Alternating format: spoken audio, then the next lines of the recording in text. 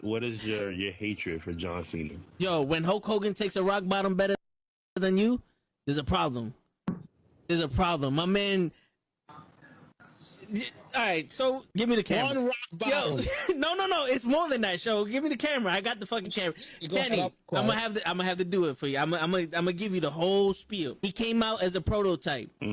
Whatever. You know, he slaps Kurt Angle. Ruthless aggression. I'm not into that. Whatever. He comes out as a rapper. I'm like, okay, all right, I can dig it. You know, he's from Boston, so that's a strike. You know, us New Yorkers, we don't fuck with Boston too much, but you know what? I'll look over that. He's doing his thing. Something original. Some I could, you know, there's something different. It's entertaining. Comes around, and my man has a choice between The Big Show, Kane, or Shawn Michaels. And he gives the most pussiest promo I've ever heard in my life. I will never forgive this. And he's on some, well, you know, I don't want to fight The Big Show because, you know, he's a huge guy. And, you know, you got the Big Red Machine who wants to fight him. And Shawn Michaels is a legend. Fuck that, bro. You already beat all these motherfuckers already. Her return on SmackDown. Okay. So I definitely read some rumors about that. Because for whatever reason, and I don't know Cody's reason, you turn around and go back, and people are gonna be, you destroyed thrones, and you go back? We have been doing this shit for ages, and he still doesn't know how to take it right. Trust me. That's it. I got you. Oh, man, shit. He collapsed with the kick. That's what I was doing. That's the way he didn't collapse during the sun. It was the kick. It was the and he's not even in his fucking chair when he gets in this fucking thing. He's not even in his fucking chair. Yeah, but he there thinks, he goes. oh! There he goes. Both matches without the wrestlers were in the table. And on that note, everyone, it's your friendly neighborhood. I stay loose, I stay hype. I stay loose, I stay hype. I stay loose, I stay hype. I could do this all night, cause I do what I like. Yeah, I do what I like. Yeah, I do what I like. Sipping goose, sip is right. And I go with the flow. Yeah, I go with the flow. Yeah, I go with the flow. Cause I know I'm the show. In the zone, here I go. In the zone, here I go. In the zone, here I go. Yeah, they know I'm a pro.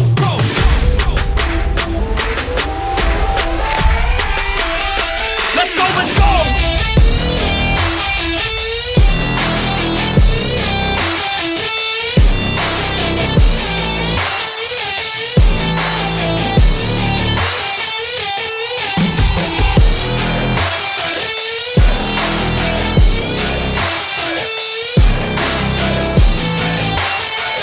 Yeah!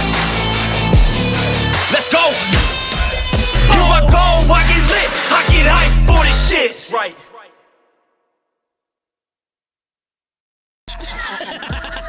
Word. He be like, I got a left elbow and a right elbow. I can break your face with an any elbow. Make sure that you get elbowed in your elbow with an elbow. Got the arm ball, get the farm ball, get around with the bomb with the bomb ball.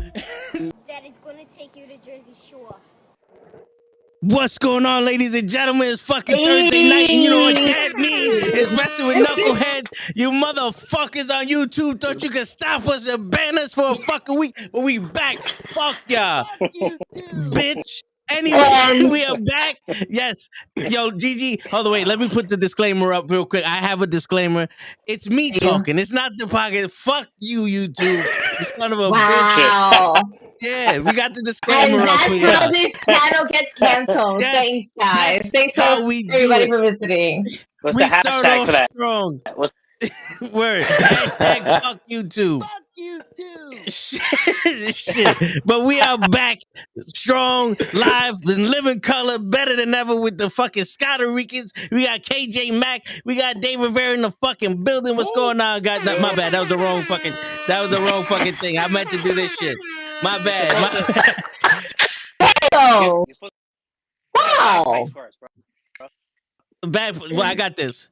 Well, they don't want to fucking play all of a sudden. Daquan, what the fuck you did to my shit, bro? There you go. Wow. It was Nice. Yeah, fucking Steve. What's going on, guys? Welcome. Oh, before we start, I just want to let y'all know that, you know, at Welcome to New York, y'all cheated because Crocs are not chancletas, okay? This is a chancleta. The Croc is not a chancleta. That's like a boot. Right. That's like Lesson. Is this the new modern day chancleta? Look, I'm white. They said that it's rubber flip flops, and I just went to the store and I was like, right, rubber flip flops, and that's what they gave me. So, like, you know, I don't know. was getting the 99-cent store giving him props. Unbelievable. I had Jitbits. I had little Jitbits. You had foreign objects in your foreign chancletas. This is crazy. Be on them. Jesus. I can't be mad though, because Jordy went ahead and did that Hurricanrana on Diaz, and I had to give them the props after that. I'm sorry. Like I'm sorry, Uptown Boys. I'm sorry, Matt Awesome. I know you're watching somewhere. You're not sorry. You're not sorry. It's okay. It's okay. Like, could she not have done that Rana before I took Jarrett's whole ass into my head? Like that would have been nice. Like, you know, she's got to work on her timing. That's great. She's not here, so we can bitch about her. It's fine. Wow. I seen I'll her just throw get my a ass bat kicked later in the week. I seen her throw a bat at somebody at one of these shows. I'm good. Shit. She got an arm on her. Puerto Rican. Word. Oh, hell yeah. Word. Shit, I'm crazy, but I'm not stupid. You know what I'm saying? Oh, for sure. As long as there's zip codes separating us, we can say whatever we want. Wow. But that's the thing. That's what they say. Like, if you wanna talk badly about someone, walk a mile in their shoes, because you're a mile away and you've got their shoes. There you go. Yeah. There you go. In this case, it's Crocs. Exactly. Oh man, yo, how are you guys doing tonight, guys? Yeah, good. All right, we're very excited to have you on. Very excited to have you on. You know, the ScotaRicans, which I'm pretty sure everybody's going to ask how you got your name, but it's kind of self-explanatory. You know, somebody here is named Scott. It's clear. You know? Yeah. It's clear. I'm from Scotland. It's just obvious. Absolutely. And you can tell by KJ Maxx and I'm accent, he's Portuguese. Puerto Rican. There you go. See, that's what it is. He's sort of Puerto Rican. You know what I mean? He's sort of Puerto Rican. That makes sense. Yeah. Yeah, for sure. I love No it. affiliation. Cuchi Frito spot. I gotta take him to the That's Cuchi it. Frito. Word. But how did this come along, though? Like, how did you two, like, kind of meet? How did this, like, tag team just kind of form and everything like that? How did the ScotaRicans come to life? Go on. You take it, Dad. Go for it. Okay. It started off pretty much as a rib. We were just joking around one day. I was literally just standing like, me should be a tag team. We call ourselves the ScotaRicans. Just like goofing around. Legit. Just, and matches where they just had both of us like it just meshed well. So when I told we're gonna the tag team, we're gonna be called the ScotaRicans. It's so fucking loud, but then he was great. So later on that day, a Scottish flag and a Puerto Rican flag, just left it as it is. And then let's fast forward to Women 420 show. Mm-hmm. It was supposed to be a gamble tag team going on. So I got the phone call like a week before Ricans are debuting at Battle Club show. Get ready, and that was it. So you guys debuted it during Women's Crush Wednesday of last year? So it was like the first Welcome to New York. Because obviously this time was Welcome to New York. The first time was just Welcome to New York. It was the men's pre-show for Women Crush Wednesday. Gotcha. I was there for that. Yeah. And not many people remember we were there. Not many people remember we were there. We were in and out in about, what were we, maybe about a minute and a half, 3 minutes. We got our asses kicked. But, you know, we were there, and that's the important part. You know, the thing I always forget, for though, the tag team title. Yeah, tag team titles on the debut. But what I always forget is that I was actually meant to be teaming with Gamble that match. I always forget that. I just remember turning up on the day and Dave was ready. So that was. Hey, it was fate. There you and go. just for the fans, when you're with the right person, sometimes a minute is all you need. Okay. That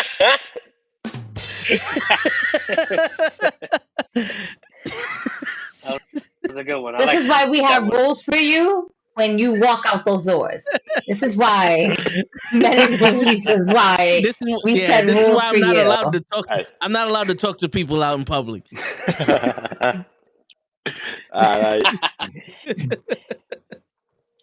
So you guys been like pretty much a tag team for almost a solid year. We're getting to that year calendar. What is the goal for this year for you guys? Like, what is that one goal that you guys are trying to like aim for?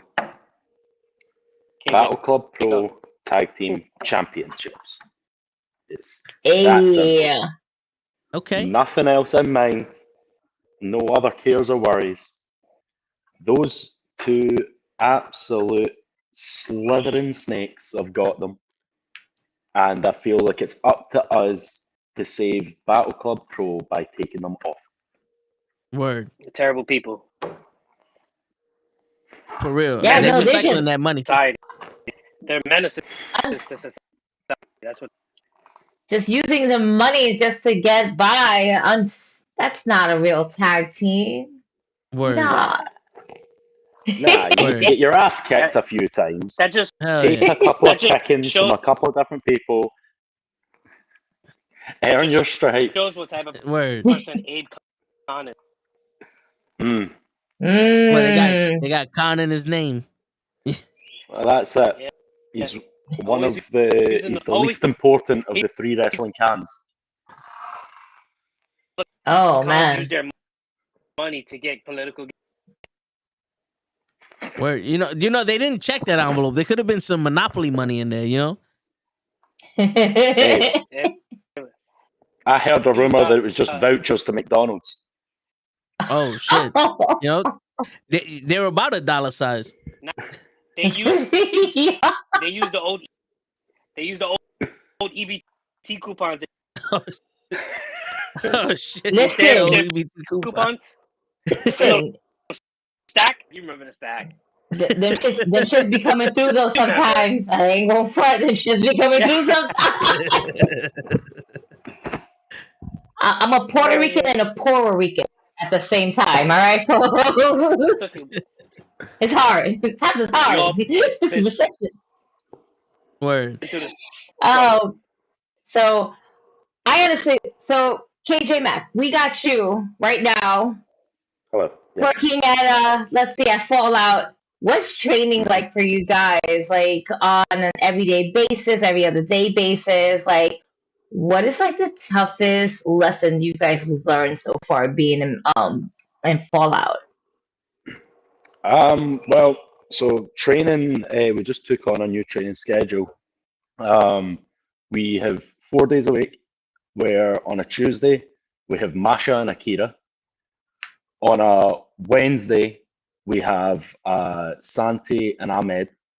On a Thursday we have Mike Law and Ref Steve. And on a Friday we have Pena. So we it's pretty intense week out, week in, week out. You can't really, even if you're trying to pick and choose classes, they're all equal intensity in different ways. Like just now, I've just come upstairs. We're doing promo class with Uncle Steve this evening, due to it being Mike Law's birthday. So happy birthday, Law! Yes, happy birthday. Yes, happy birthday, Mike Law, the colossal one. You will get your title back. We believe in you. That's right.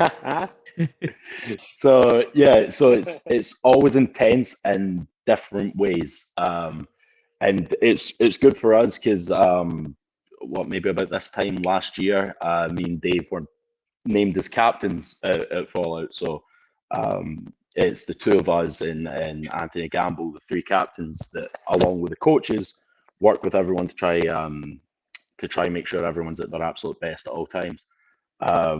But I think hardest lessons are that you're going to have bad matches, and a lot of them, no matter who you are, and you've just got to get used to it, and know what to take away from it. Go like, right, here's what did go well, and here's what to improve on, and let's move forward. I think that was the hardest lesson for me coming into it, because my first kind of handful of matches, I was really happy with all of them.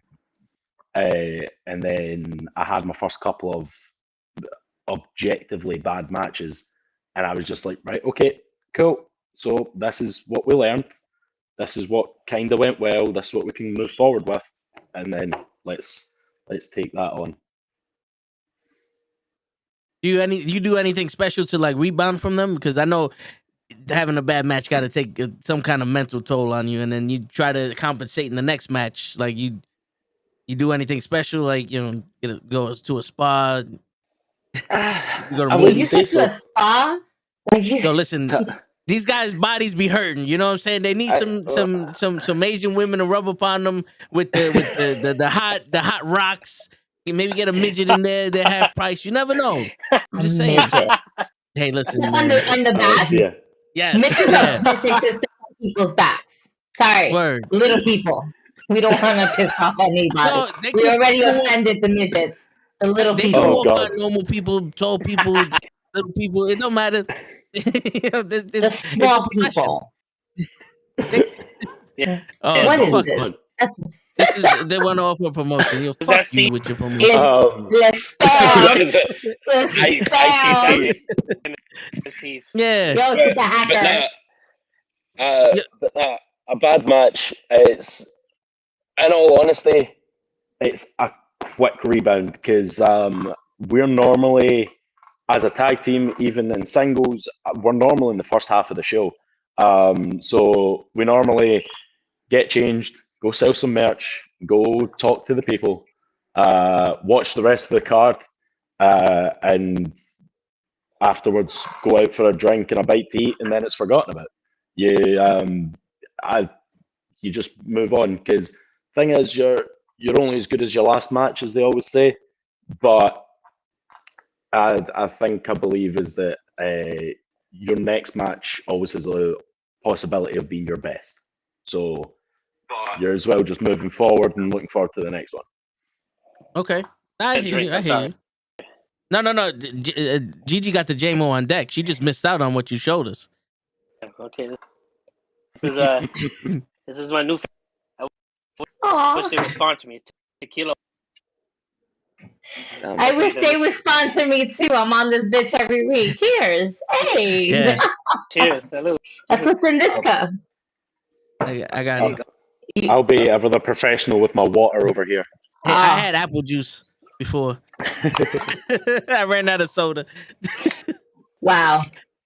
Apple juice is healthier. Good for you. Look at you making healthy decisions. Who knew? What happens when when you're lazy? Not me. Oh, shh. All right. So to rewind back to everything. Damn, that was a lot. Who did you guys? Yeah, it's gonna be a fun podcast. Who did you guys kind of grow up like kind of admiring? Like, who's your favorite wrestler? Like growing up and just watching this wonderful business that's wrestling. Right. Uncle Dave, you go first before I age everyone. Probably like half our age. Little known fact about the ScotaRicans. Like 10 years older than both. I'm 34 years old. Just probably turned 22, I think, or 23. So I grew up with Eddie Guerrero, Chris Jericho, Ric Flair, Sean Waltman, all those guys. If I had to, it'd be Eddie Guerrero. Okay. The classic Eddie Guerrero. Can't go wrong with him. Yeah. He had skills. He had the ring work was in. He can have a match with a broomstick and make bucks. So yeah. Eddie my top. Yeah, and one of our other co-hosts, Lay, he would always say that what he loved about Eddie Guerrero the most was that when he was a good guy, he acted a certain way, and when he was a bad guy, he was like down. His hair was different. He walked different. He looked different. He was completely different, whatever character he portrayed in the ring. Heel Eddie in Nitro, phenomenal work. He looked miserable every time he walked through. And when that bell rang, and wrestlers can't do that. They can't turn it good. Yeah. We're missing that nowadays. It's like now, like at least on TV, people are just saying they're bad guys and they're doing the same shit they did before. I'm with today's heels to heat. Yeah. You can perfect example of who he'll take all the heat.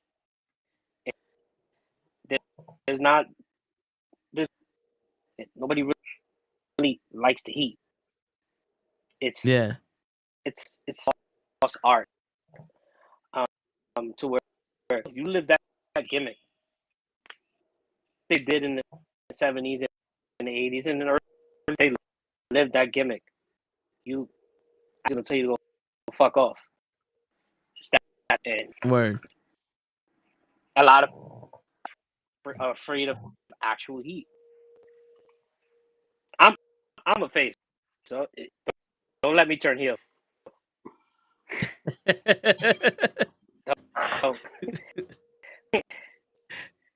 Hey, you guys might have to get into the Federation's head, do some heel tactics. Why not?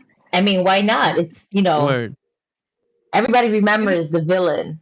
No one remembers the heroes. They might remember the heroes. There was that moment that the your faces and basically they have that underdog story. So to have that moment, it would be dope.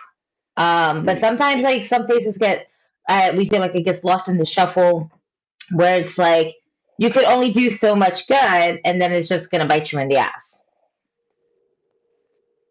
Yeah. So now you have to get a little rugged and be like, put a crock in a chancleta match. What's the saying? Hey, look, we were getting booed out the building for that. The wrestling club. They were coming for y'all. We had one side of the room chanting ScotaRicans. We had kids chanting stuff that kids should not be chanting. It was horrendous. Word. I lost part of my hearing sitting in front of those kids. I was trying to give them high fives with the Crocs.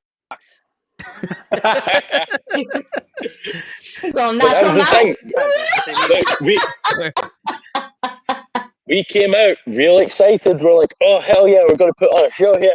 We're going to have a croc match. It's going to be great. And then we started getting booed, and we're like, oh kids, you want to booze? Well, you're going to be real sad in about 10 minutes.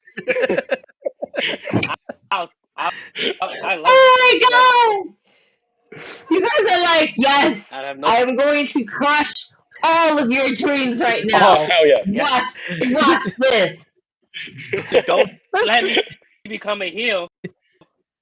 Upset with me. Oh my god! I mean, they came out the curtains faces. They took 3 steps and turned in the heels. Said, "Fuck it." All right, okay. You had your chance, kids. And you know what made us laugh afterwards? Because we were talking to some of the guys in the locker room about how at the last show when we had our match with Project Mayhem, they were cheering us and booing Project Mayhem. On this show, they booed us and cheered Project Mayhem with nothing in between. It's because they were with Spice. Hanging. That's why. Yeah. I just want to say this though. they cheered Jordy, but booed us.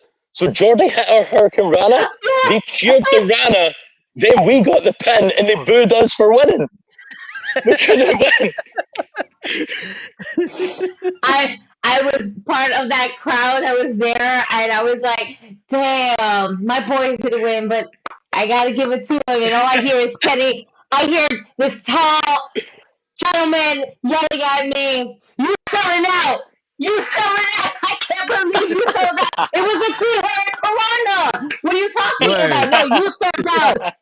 That is supposed to be your boy! You selling out!" I was like, but I like them. I want them on the podcast. I have to do this business. And he's like, "You're such a fucked up friend," and I'm just like,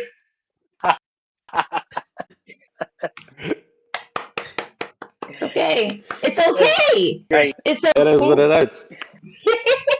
But wait, so we heard Dave talk about Eddie Guerrero's basically that one guy and everything.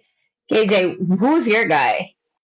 So this is where I age everyone. Where the first wrestling match I ever watched was in 2007, and it was a bunch of guys at a holiday park down in England, and it was fantastic. Those guys would go on to be my coaches. They were Wolfgang, BT Gunn, Stevie Boy. And that was the first match I ever saw, 2007. So I was right around the age for Edge and John Cena, the height of their feuds. And it probably said a lot about me as a kid, but I loved Edge and always have done. Edge has been my favorite ever since I was a kid. I love them so much. And I told this story last week. I was on Dudes at Ringside, and I was telling them about how the first pay-per-view I ever watched, albeit well after it happened, was Unforgiven 2006. And to this day, one of my top 3 favorite matches of all time is Edge and Cena and the TLC match. Okay, yeah. So Edge has always been one of my guys. Like, I got a noise complaint from my landlord when I lived in London when he came back at the Royal Rumble. Like, I'm sitting there at 3 a.m. I've got a little Wi-Fi dongle plugged into my iPad. I'm sitting there. I've got enough Wi-Fi left for the month to watch one Rumble. I can pick one of them, and I was like, right, I'm going to watch the men's Rumble. And my brother, who was he was at home in Scotland, and I was like, bro, text me when the men's Rumble starts, and I'll turn my dongle on because I've not got enough Wi-Fi to watch the whole show. So I just watched the men's Rumble. Edge came out due to time difference. It's like 3 o'clock in the morning, and I get an angry text in the morning from my landlord. Hey, you woke everyone up screaming at 3 a.m. What's going on? But Hey, that's how you know. Word.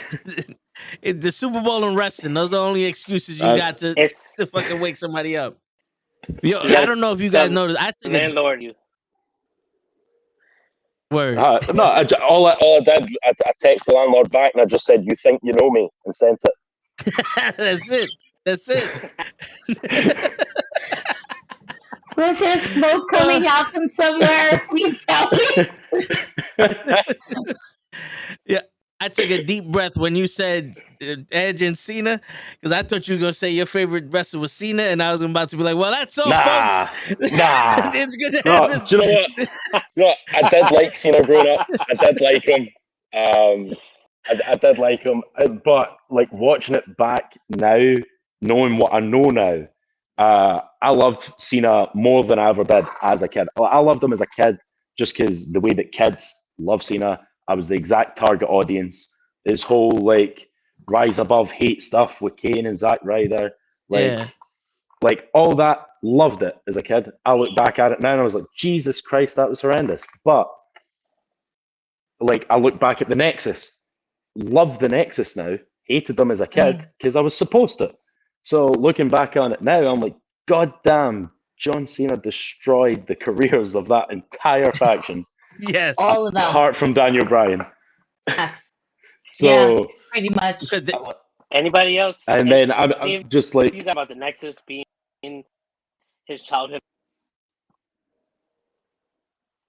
wait, You guys feel old? right, Dave. Do you guys this feel old? Do you guys feel old now because he's talking about Reese? you know something? There was one guy we had on here. We didn't know his age, and he's telling stories. And he's like, "When I was a kid," and he said something about like 5 years ago. And I'm like, "How old are you, sir? how old are you?" Like, wait a minute. We're gonna have You to grew start up sending watching the who? forms to see who's Yeah, over 18 and whatnot. yeah. I was like, "Do you know who Hulk Hogan and Ricky the Dragon Steamboat are?" Which, by the way, side note, that Funko Pop of Ricky the Dragon Steamboat, fire. Fire. it looks great. It looks fantastic. Getting it. But Getting to it. win me some brownie points back with the 40 to 60 demographic. All my studying is old world of sport.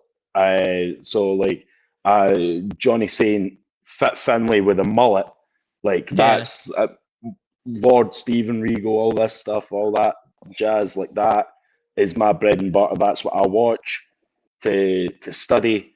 Until very recently, I've started trying to watch some more modern stuff. I'm saying more modern stuff. It was like stuff when I was a kid, like Raw from like 2005 to 9, but like more modern stuff just to kind of find things. Yeah. But no, like my style was very much grounded in like 80s UK like technical style. Okay. Nice. I can tell. I seen some of your highlights from your Instagram. I can see some of that style coming through. I can see that. You did some kind of like it was like a headlock roll that you did with Gamble, and I'm like, okay. That's just a good cravat, my friend. You slap that on, no matter what they do, just hold on. That was the tip I was given. Once you've got a cravat on, just hold on. Whatever they do, just hold on. He wants to try roll through. Guess we're rolling. Still holding on. That's it with the kung fu grip. You be all right. Oh man. So what made you guys like kind of pull the trigger to be wrestlers? Like what was that it moment for you? Like, nah, I'm gonna do this. Go first again, partner. Well, all right, I'll go. Sorry if you guys can't hear me. So in college, went to John about 2 years, and I just realized I didn't want to. So I was trying to figure out life, and it just so happened was on, and it's like, can I be a wrestler? I just started searching online. Usually gonna go to the Wild, just because age of like Batista and all those guys come to the league. So I was like, you know what, I'm gonna go to the Wild Samoans because the book a Lion's Tale, and sometimes you have to sleep on the floors or in the wrestling business. It's floor in Allentown, Pennsylvania. But then I had a family emergency train there. So I Easton's gym, Johnny Rock, trained there for about 2 years. There with a young Jorge and a few other names sprinkled in there that are known as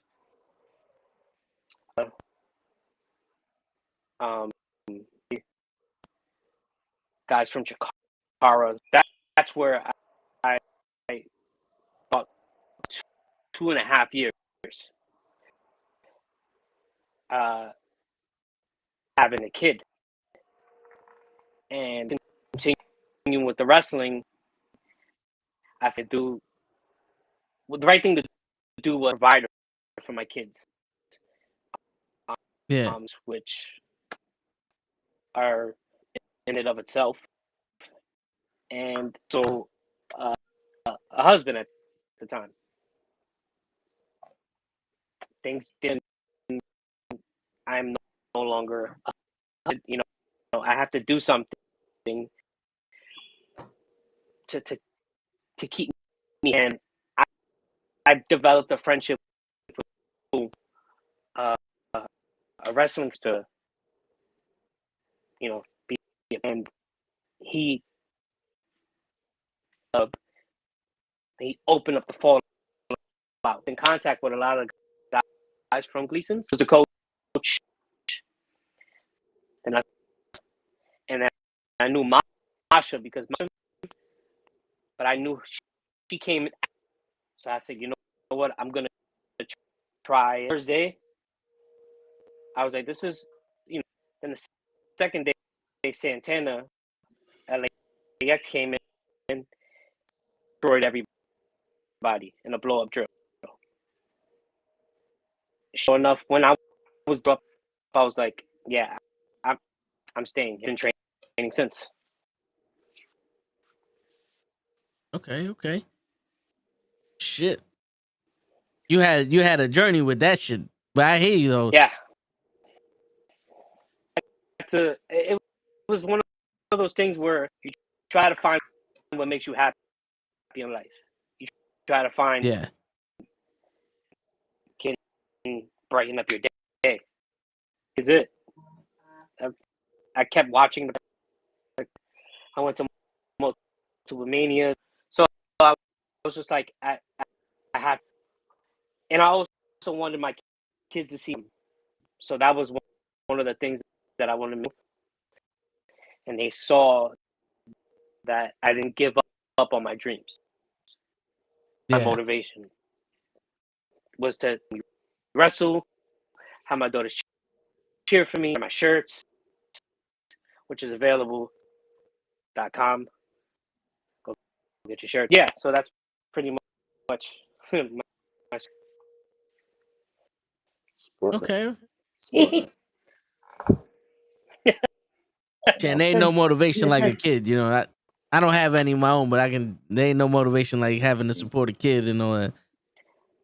I'm sure so I get you that. have some. He has some, he just doesn't know it. Hey, listen. That's it. Yeah. Hey, listen. Knock on my door at 18 when I don't have to pay no child support.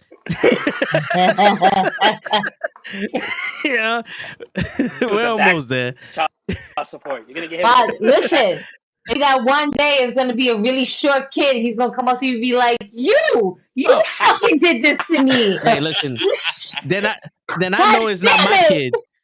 Listen, me and Mike Law are the same height. We the skyscrapers. You know what I'm saying? We both like 6'7", 6'9". On a good day. I don't know what you're talking about. Some short kids. I don't have the genes for short kids. You know what I'm saying? Shit, my kid gonna come out 5'1", 3 days old, knowing how to walk, speaking English, with a beard. Word with the beard. He may not have hair on his head. I can't guarantee that. Not 3. I mean, some babies do come out bald, but still, if he comes out bald, that's it. It's never gonna grow. It's just. Hey, chicks dig bald guys. I haven't found them yet.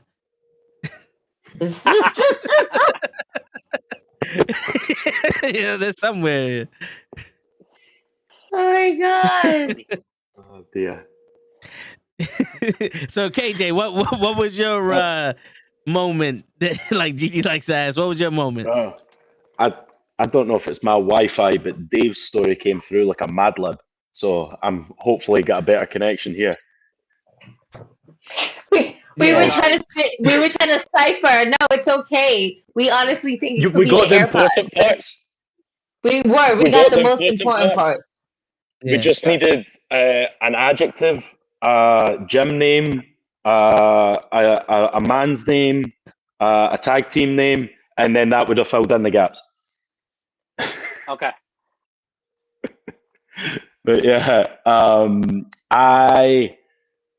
mine all came from an early New Year's resolution. In December 2019.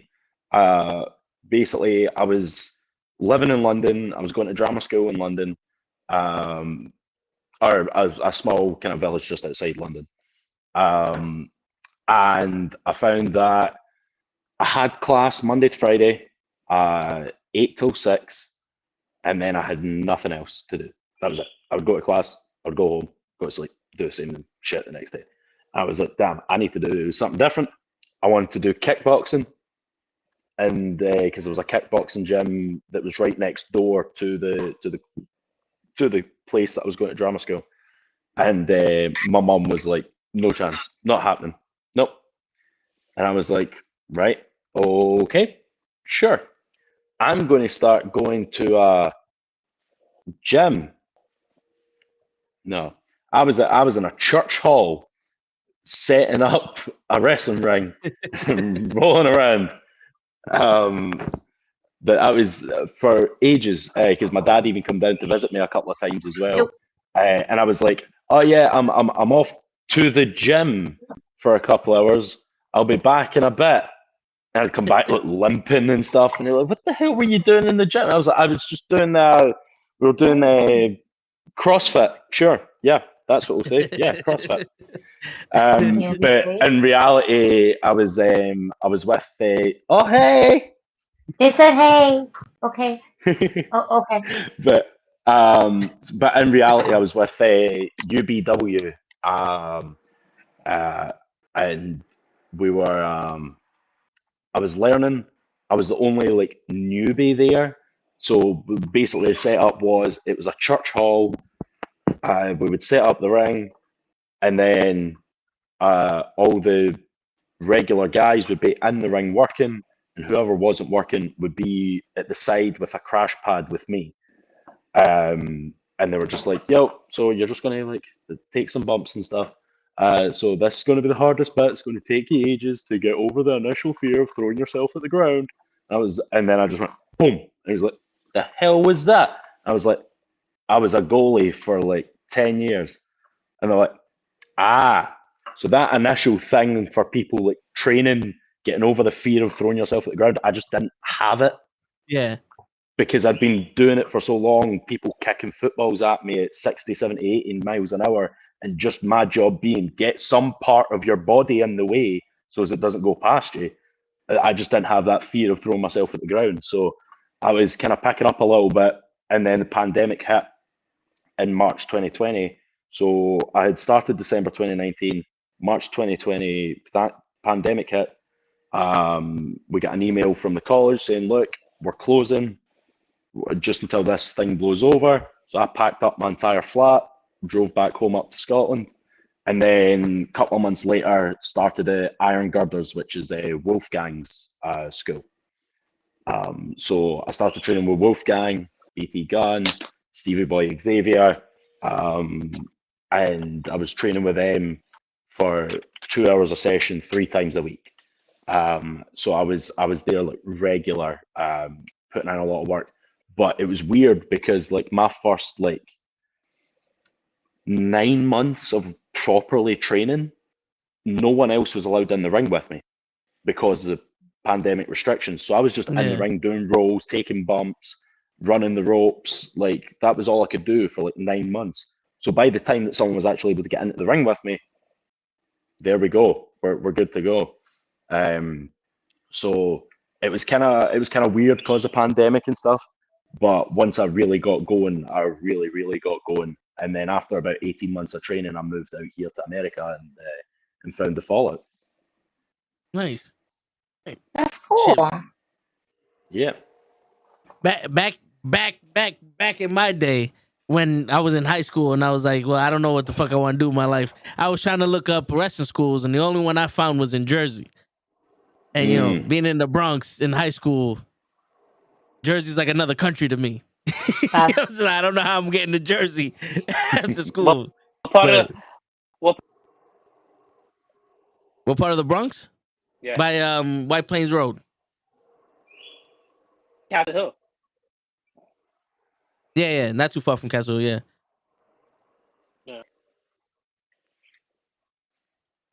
Because we didn't have cars in high Jersey. school and all that. Yeah. We had buses. Word. If not, your With the token. legs. I mean, shit. By the time I would have got there, it would be like, all right, it's time for school. Shit. I may be a tall person, but I got short legs. You would have went to a whole new school district. Like, I go here Word. now. Word. I'm here. You thought I was 6?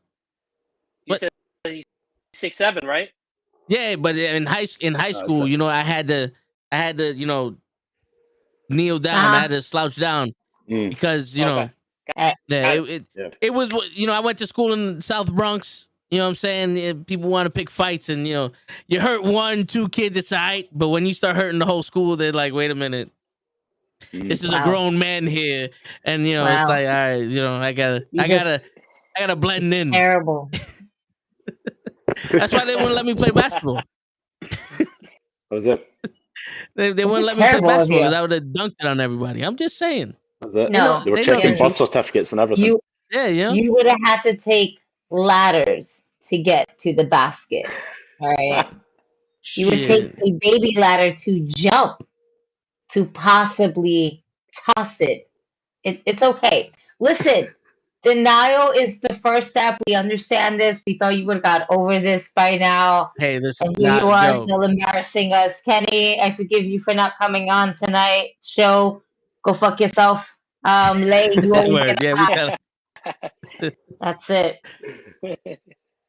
Guys just left me here with him. God, I fucked up. Like she's just hating because at any given moment I could be 6'7", if I want. Shut up.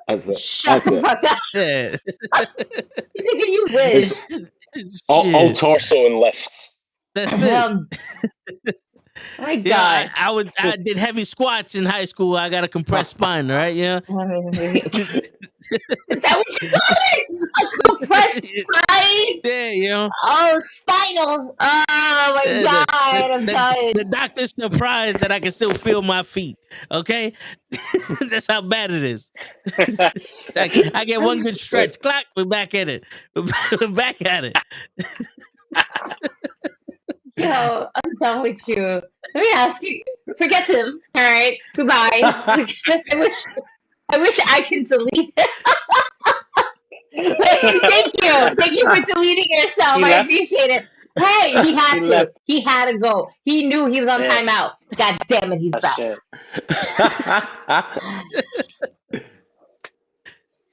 Yay. Go ahead, Gigi. We know deep down inside she's excited. We've got Ref Steve downstairs. I can get him thrown out to the locker room. There we go.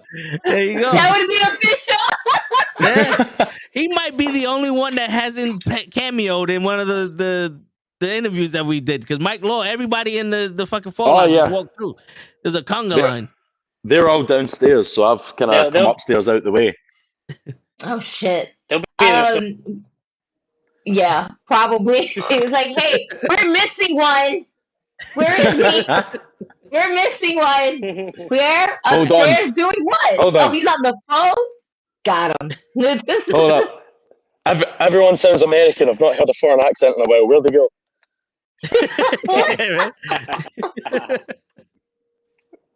Oh man, let me ask you guys: who are your dream opponents? It doesn't matter if it's still in the independent mainstream.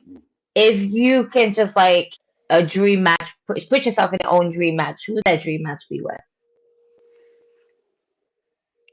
I think for me, I think the big TV one, obviously from a personal standpoint, due to being trained by, it would be Gallus. That's the big one for me. But on on a more kind of personal scale, indies, there's a team, once again, it's also personal. There's a team back home called Arcade Violence. It's two guys that I came up with training over there, and they're killing it on ICW every week. They're awesome. I love those guys, and I would love to tear it up with them. But the big one for me would be Gallus, or as they're calling the other big Scottish lad, the Banger Bros on SmackDown. You can't say that. There's a trademark issue. There's a big trademark issue. The Bang Bros. The Bang Bros. It's a big one. It's a big. Hey. I don't know how big of an issue that is, okay? The better, the banger. I watch Bang Bros for the acting, okay? You're sitting there at the end of the video going, hey, that washing machine still ain't fixed. Yeah, that door still needs some D40 on it. Word. That lady didn't get to where she was going. Straight face. Stop your bullshit. You couldn't stop the bullshit. Yeah. That pizza's completely ruined now. Like, what was the point of that? Word, Damn. T-shirts for that. You know, I really don't think he was a mailman. What? Oh my god. But that's, for me, in terms of TV, Gallus and whatever the hell they want to call Drew and Sheamus. But on personal indie level, definitely Arcade Violence back home. But here, I think the big one that we've got in sight's probably Prolific. Okay. Ooh. Okay. That's good. Yeah. They're some bad boys. I'm gonna piggyback off a statement. I want to work Prolific. Those guys so good, and I feel like best of us. Dream. I want FTR is in the business right now. So fucking good. And it's the way they tell a story so good. It sucks that I probably might go back to the WWE. Hopefully, that's on my list. I have put a list. Work. Unfortunately, the Briscoe, RIP, PJ Briscoe. Yeah. But yeah. Prolific's on our list. Maybe we want another match with them. Tag team champions anymore. Battle Club. We want because the match is so good. Yeah. So that's my list. Yeah, I'll echo that. A main event rematch for sure. Because that first one we came close. So I think we definitely need the rematch now that we're older and wiser and actually won matches. Do you guys plan on hiding that hula hoop? You if know, you get another shot at him? I'm gonna take the. Yeah, the last time we instructed Jordy to steal the hula hoop, and then they tried to steal Jordy, so that didn't really work. Yeah. You might have to get one of those kids that were booing you to steal the hula hoop. Oh, for sure. Yeah, on the entrance. Yeah. Listen, I have somebody already that's would be right there on the second row. Like, should I go now? Should I go now? Do I take the hula hoop now? He knows me. It's okay. He knows me. He gave me his hat one time. It's okay. That's it. If she runs out with that mask on and a little top hat, she'll blend in. They won't think anything of it. Yep. She'll think she's on their side, and then she just vanishes under the ring like Hornswoggle, and then she's gone. That's it. That's it. She's like, wow, there's so much space down here. Oh man, that would be fun though. That would be a fun match, regardless. Main event always puts on a great show. They no matter where they go, it's always fun to watch them. No matter who they're in the ring with, they're a fun tag team to always kind of watch. They get engaged with the crowd. Um, and it's the energy that they bring to the table as well. And when you guys bring it to the table too, it's just like two magnificent energies. That's just gonna be an overall amazing and fun match because you guys have something that they don't have. They might have a hula hoop, but you guys have Jordy fucking Lee, and she's That's ready to get her Yep. hands dirty anytime. She's like, let's go. That's that. And I love that about her. Crazy. So That's the equalizer. Girls are crazy. The Brooklyn girls are crazy. Yeah, we are. I'm born and raised. I just reside in the Bronx, guys. All right, let's not get it twisted. I was born and raised in Brooklyn. All right, I just reside in the Bronx because rent is so much cheaper, and for what I'm getting, it's a good bang for my buck. All right, so y'all hippies can stay out there in Brooklyn. I'm okay. I'm okay with paying the rent that I'm paying for the amount of rooms that I have. All right, shit. Body is cheaper in the Bronx because then they're gonna. Well, listen, I'm set right now, so I'm okay. I'm okay. It's everyone else that got problems. I'm okay. It's the parking that we got to worry about. These motherfuckers come into the Bronx, take out parking. That's what it is. And there's no parking on my block. Shit, there's no block on your block. She got the world's thinnest block. Like if blocks were anorexic, her shit would be anorexic, like suffer from that shit. Like, her block needs a therapist to get over that shit. It's so sad, but it's so true. You got to get off your bicycle and walk that shit. That's how small a block is. Listen, leave my block alone. I know what I gotta deal with. That's why I don't hear that much traffic though that comes down here. Just every once in a while, Vin Diesel will just roam right down my block, and that's it. Diesel. Listen, it's all for family. That's it. Family. I'm done. I was waiting for the Corona. Fill out the Corona. We don't do that. No. Hey, I hear you. We have this. We got the better shit. All right. We don't do that. We do modelos. All right. Yeah. In this house, we do modelos and Stellas because Stellas are great. Let me tell you something. Corona ever created. You said it's the worst beer that was ever created? The ever created is Corona. It's like shit. Is Budweiser. Is Budweiser with what? It's Is Budweiser for Dominican people? Spanish. How you just Spanish people. My man just said one particular piece. Dominicans. Yo, I swear to I don't know. Not even Latinos. He's like, it's for Dominicans. Yeah, it's for Dominicans. Just write it down. Show us.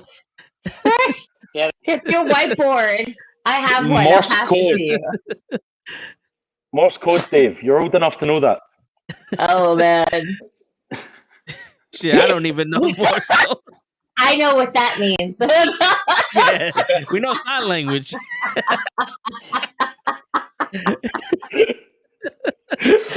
Oh my God. Loud and clear. yeah, that's the first thing you've said all night that's actually came through. Said it with his chest. That's what carried it through. Word. KJ, you're a cunt. This is bad deep. I can't yell. He's going to text me in the morning. Oh, yeah. Because we're not a good excuse to be waking up the neighbors and shit. So you guys mentioned FTR was the best tag team. Is that because Jay just left the Bloodline? Wow. I wasn't even close. We're not the. Are you part of the twos or are you part of the ones? Oh, okay. I missed on something. What have I missed? Jesus. No, because I'm saying that the Usos are the best tag team, but I was like, you just saying that FTR is the best tag team because Jay left the Bloodline. Oh no, I saw that. I saw that. I was talking about the 1 and 2 stuff. I just know like that's the only 2 that I know. Like that one. Too but, sweet. Like, you know. Oh, because wait. Do you know it from the Bullet Club or from the NWO?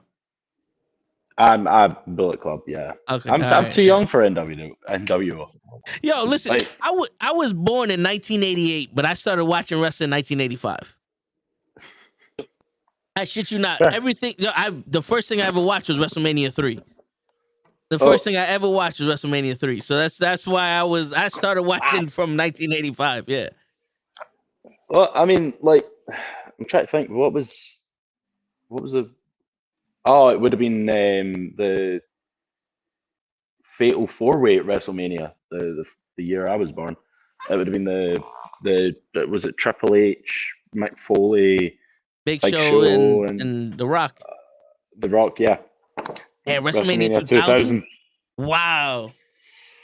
That was actually that would have been before I was born because I was born in May. Now we're starting to feel a little old. Yeah. It's all right, though. You know, it's all right though. I don't even know what the 1900s are. It's fine. So he called them the 1900s. I wow. No, do you know what? Actually, we had this discussion today in class. So we had this discussion today in class that so my favorite movie of all time is Back to the Future. Okay. And if today you got in the DeLorean and went back the same amount of time Marty did in Back to the Future, you'd be in 1993. Shit. If you went back the same period of time that Marty does in Back to the Future, you would land in 1993. And if you went forward, you would be in 2053. Shit. Me feel old. Yeah. I got 30 more years on me. That's not bad. Because the thing was, we were talking about it in class, and like our teacher was going, yeah, it was like a few years ago. It was in like 1997 or something, and we're like, there's like a whole like 3 whole generations of people like have come through in that time. Like that's like, damn. Like, I wasn't even thought of at that point a couple of years ago. You want to know something? We had Walkmans back in 1993. Remember that? We had cassette tapes. I can't even call it little anymore. In order for us to get our song, we would have to put a tape in a radio, push it in, and hit a record and play button to record the song. And then we had to rewind and figure out how long to rewind to get the song back. Do you know what, right? I think I was in this kind of perfect little, I think 2000s kids, particularly in like the UK, were in this perfect little bubble of the perfect balance of like 90s culture and early 2000s, 2010s culture. Because like I like grew up with one of the big box TVs. Yeah. Like one of the big, huge things with a tape player on top of it. So like a tape player that I still use to this day, because I always get sick for a week every year, without fail. Always around Christmas, I get sick, like bedbound for a week. normally like a really bad flu or tonsillitis or something along those lines. Every time I've got the entirety of Friends on tape. So I hook up the old VHS to the TV and play Friends on tapes. Oh, wow. My man said he played Friends on VHS. just to have that nostalgic feel, like for a time before I was born. I still collect DVDs. It's okay. Oh yeah. I have good DVDs. DVDs I are have a great. closet full of the original Walt Disney movies on VHS. I actually have. Yeah.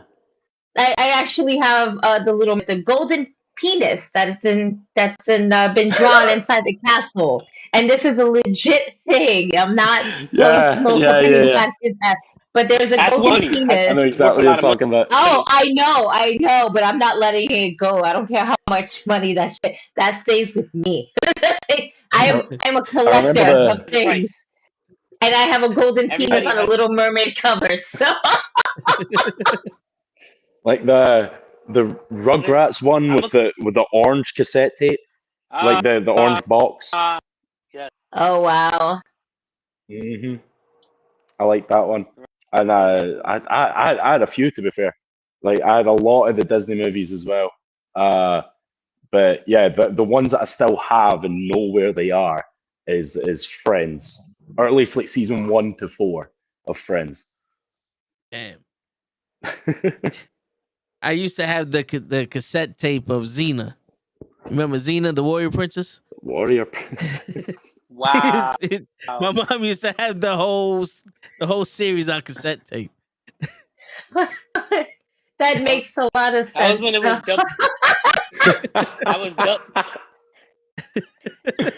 that was WB11. Yes. Yep. Yes. Oh man, the good old days. Oh man. Listen, you know what fucks me up? I'm as old as WrestleMania. So after they started taking out the numbers of WrestleMania, I started forgetting how old I am. That fucks me up. I'm like, WrestleMania, fuck, they don't have any more numbers. After 30, they just stopped. Fuck. So much X's now. Shit. They're spelling out your age. No, that's it. That just means that you get to do what I do and just take the last 2 numbers of the year. So, like, it's WrestleMania this year. It's WrestleMania 2023. So you're 23. That's it. You know what? There you go. I like that. Nice and easy. I like that. Yeah. That means I'm still You just keep legal the same to principle. go get alcohol. Yeah, Perfect. exactly. See, but the thing is with women though, after a certain age, they start counting backwards. You know, it's like they go like 26, 36, 35, 34, 33, 34, To be fair, 35, I don't 34, count backwards 33. when it comes to my age. I just smoke a lot of weed and drink a lot of liquor, and I just forget. Okay, I kill a lot of brain cells within a lot of years, man. And I'm waiting for a certain cute 7-year-old to go to sleep so I can act ignorant for the next 2 hours of this podcast. Hey, you need to go to sleep! Tell her the ScotaRicans said they gotta go to sleep now. Hey, the ScotaRicans said you gotta go to sleep! And they hit you with their crock. I'm not saying that. Phantom crock. She might come out of nowhere with a fucking Matt Austin chancleta. What you say? Yo, she hasn't that's like the back, 2x4 chancletas. She's probably out. Hopefully. I'm hoping. You know what? Fuck. That means I'm not carrying her ass. Please hold. This is why I don't have children. Shit, I'm waiting until they come out like 18, 19 years old. They know how to walk. They got a job. Then they'll have some children, you know? That's it. Shit, they're cute when they're quiet, but then... You gotta watch them grow. Word. Oh, shit. And Gigi's daughter got energy like a mother. See, I don't know if y'all saw me running around that last show. Yeah. She was whooping my ass with Mad Awesome Chancleta. I get her a Chancleta thinking that we gonna be cool. Nah, she want to beat me with it. I'm like, Jesus Christ. I've got a lot of younger siblings, so I know how it is. Word. But that's my sister. She's 11 years younger than me, so she's wild. But yeah, she's very, very similar energies. I don't have just chasing your ass around and shit. That's it. Honestly, like I don't know. I don't know where it came from. Over the pandemic, me and her started like a booping competition to see who could boop each other the most, and it's just gotten ridiculously violent now to the point where like I was leaving. Like I went home for Christmas and New Year's, and I was leaving to get my flight back over here. I gave her a hug and I was like, right, okay, I'll see you when you guys come out in April. Boop! I was like, Jesus! Like, I've got a big handprint across here. And she just whipped me. I was like, oh my God. Holy shit. Like, I think she's forgetting that she's getting bigger. Like, she turns 12 this year. She's forgetting that she's getting older and getting bigger. Like, when this game started, she was 9. She's about to turn 12. So there's been a lot of growing in that time period. Word. A lot of Wheaties in that that body growing up. That's it. Honestly, I swear she's like Popeye with her spinach. She's like, boop. I'm like, jeez. I would do this. I'm going to need to teach her how to do a. Beat up. I'm going to need to teach her how to do a work boop.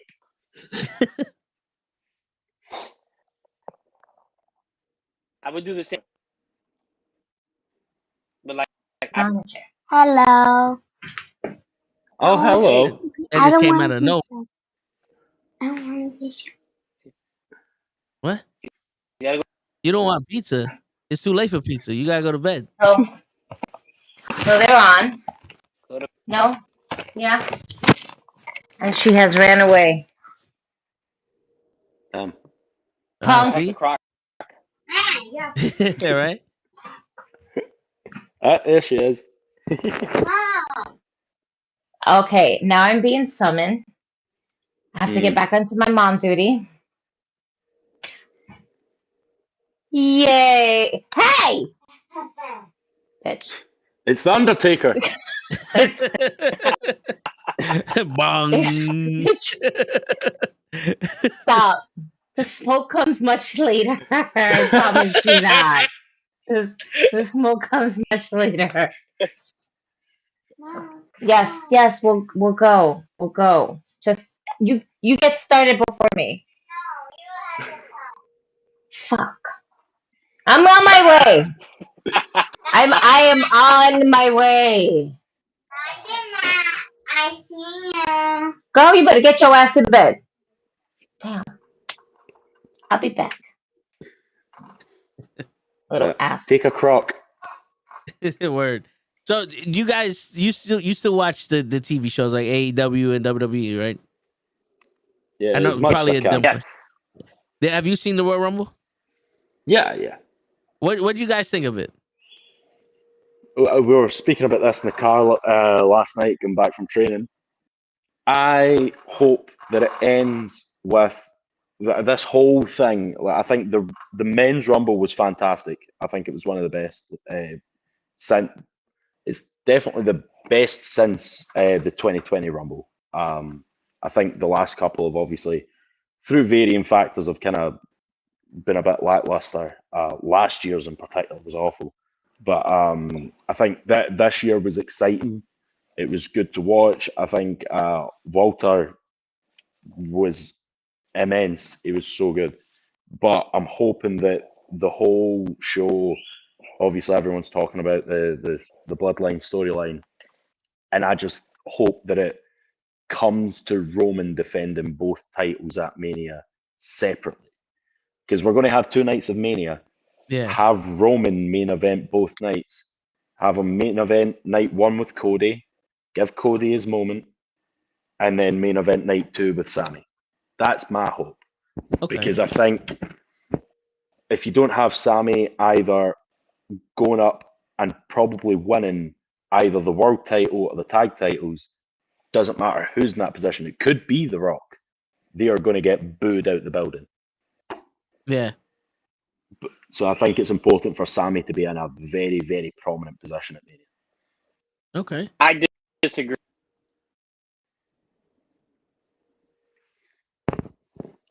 Is it- It's gonna happen. I think Cody. I think Roman at Elimination Chamber, and I think Jay Jimmy the match, and Owens tag team at Mania. From the Usos at Mania. Story is Roman getting his destroyed by Sammy. So I don't see it any other. I don't think Cody will get booed, but I don't think you have twice. The story with it just needs to be built. Elimination Chamber. Okay. That's my, because I don't think twice in one night, and 2 nights. He's been built just to have him lose twice.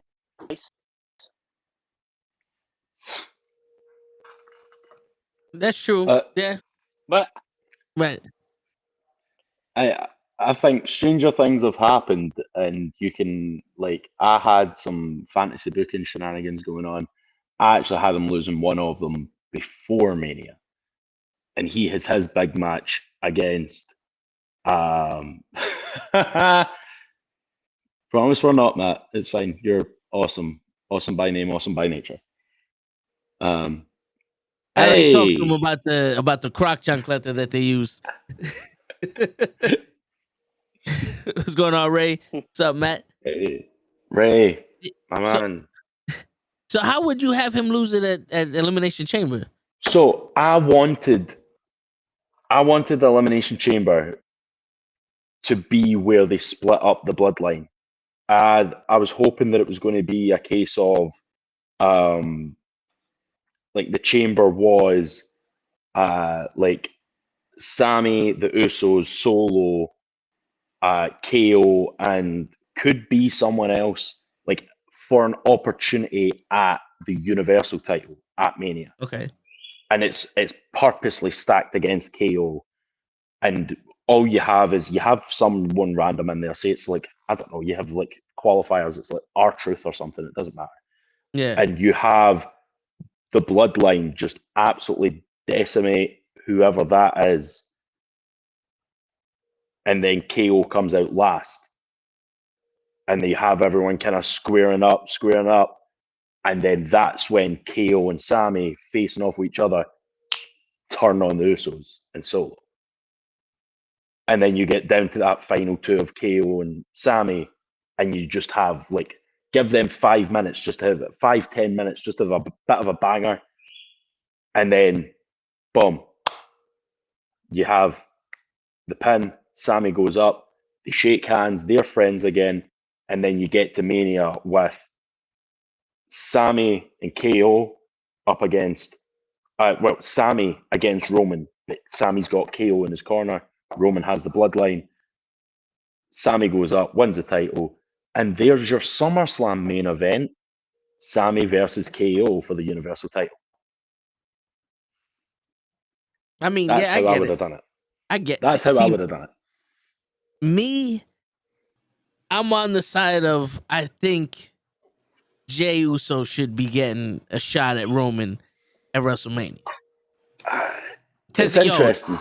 The best thing that the WWE did especially during the pandemic era, was Jay versus Roman in that Hell in a Cell I Quit match. That was Want to run that back?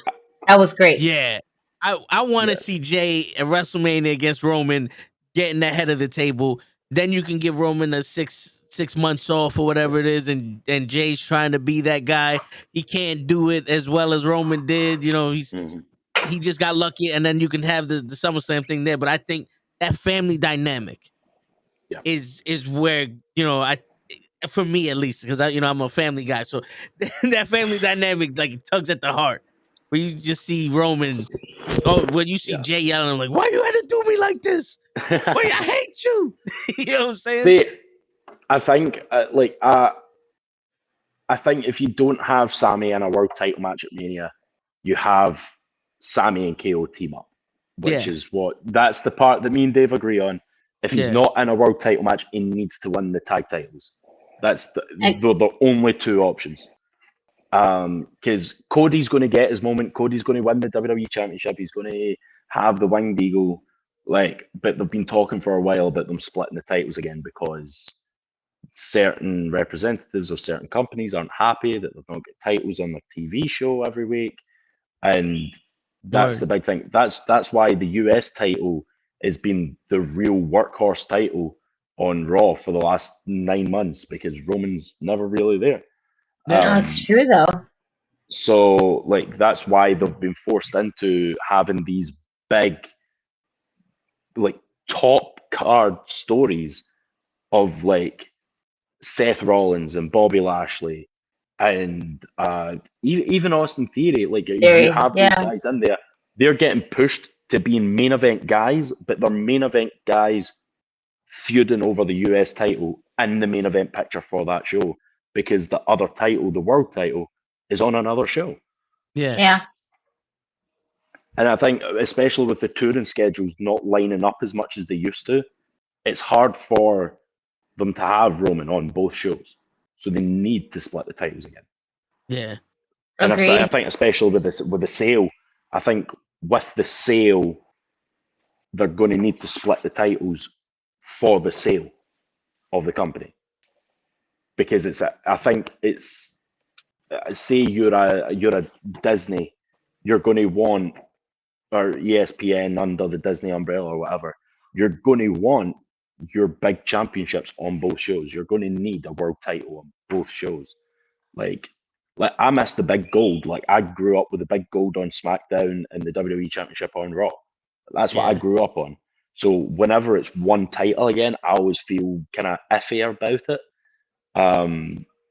But as Matt's been putting in the chat, I'm all for the Winged Eagle coming back. I think it's the most gorgeous belt other than the big gold. I think the big gold's my favorite belt of all time. Yeah. Those are the top two ever. Yeah, for sure. You know? Yep, I got that one right back here. The Attitude Era one. I like that one. But it's for sure. It's a big nostalgia thing. I think it's the same. You get it. I think WWE, especially recently, have been good at doing nostalgia and cashing in on it at the right time. They did it with Jeff Hardy in No More Words before he jumped over to AEW. They did it with Drew at Clash at the Castle with Broken Dreams. And now they're hinting at the Winged Eagle coming back. They're very good at cashing in on some nostalgia. So I think that this would be another perfect opportunity for it. But I think Cody coming back, winning the Rumble was perfect. I just wish they didn't announce him beforehand. Yeah. We all knew he was going to be there. We all knew he was. We're not dumb, but I don't think they needed to announce it beforehand, especially if he's coming out at 30, and especially if he was going to win. Yeah. With all the promos that they had with Cody, I mean, I wish that Cody would have not come out of 30. I wish he would have came out 24, 25.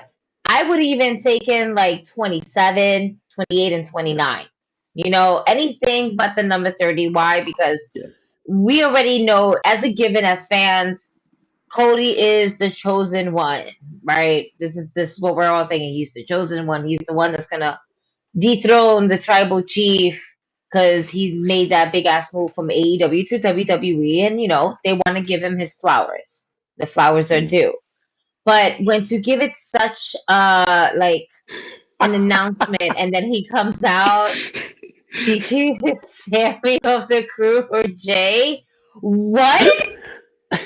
I'm Sammy or Jay? You threw me completely off of my fucking statement. What the fuck, Matt?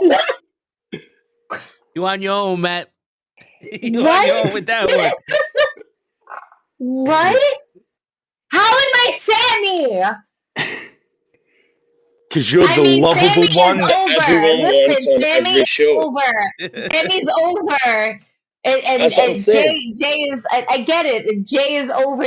We're just not, I don't know if I feel so oozy about this. All right? Just, Word. I need to understand. I just Word. sparked this. I just sparked this. We're not 10 pulls in, maybe. I don't know. I wasn't counting. God damn it. I wish Cody did not come out as 30. I wish we would have had Yes. somebody else to come out as 30. It also would have been cool if I know Rhea ran the gauntlet in the Women's Rumble, but I think had Cody, because the word is that Cody wasn't cleared until the day before. So I think that they were just being careful with him. Like, Yeah. he was fit, he was cleared, they were just being careful. They just had to play However, safe. Sorry. So, I think yeah. storyline wise, had they been 100% going into the match, had they been ready for weeks, I would have had him run the gauntlet and do the whole thing. Yeah. Or at the very least, come in right after Brock Lesnar does that little temper tantrum. Yeah, that would have been good as well. Yeah. They're like, no, we must not. I have got to say, so I've got to say that the biggest pop I had of the night was Adrenaline is so. But I've got to say, the biggest pop I had all night is when Michelle McCool come out of the crowd. That was my biggest pop of the night. I loved it. That She's like, what? No, Me? her music started playing, and I was like, oh, she was in the front row like 2 matches ago. I guess she's not there anymore. They pan round, and she's like, oh, well, I guess I need to go. Like, she was wearing Uggs. It was a better version of when they did that with the entire announce team. Yeah. Like 10 years ago. Like when they were building towards Michael Cole and Jerry Lawler Mania. Michael Cole, Jerry Lawler, JBL, Booker T. They're just going to bring the whole conga line. Everybody. They all came out from the announce table. So it was like a better version of that. Like, because I think that's the first time they've literally pulled someone out of the crowd to go into the Rumble. Yeah. For the women's, at least, for sure. You know, that's the 100%. first time they've ever done it for the women's Rumble. And she's always just a great wrestler to be in the ring. And like when Michelle McCool first came out, a lot of people didn't really appreciate her and everything like that. But when you actually kind of go back and look at the work ethic that she tried to put in for the women's division, not just bra and panties match or not just anything like that, her and Layla definitely held.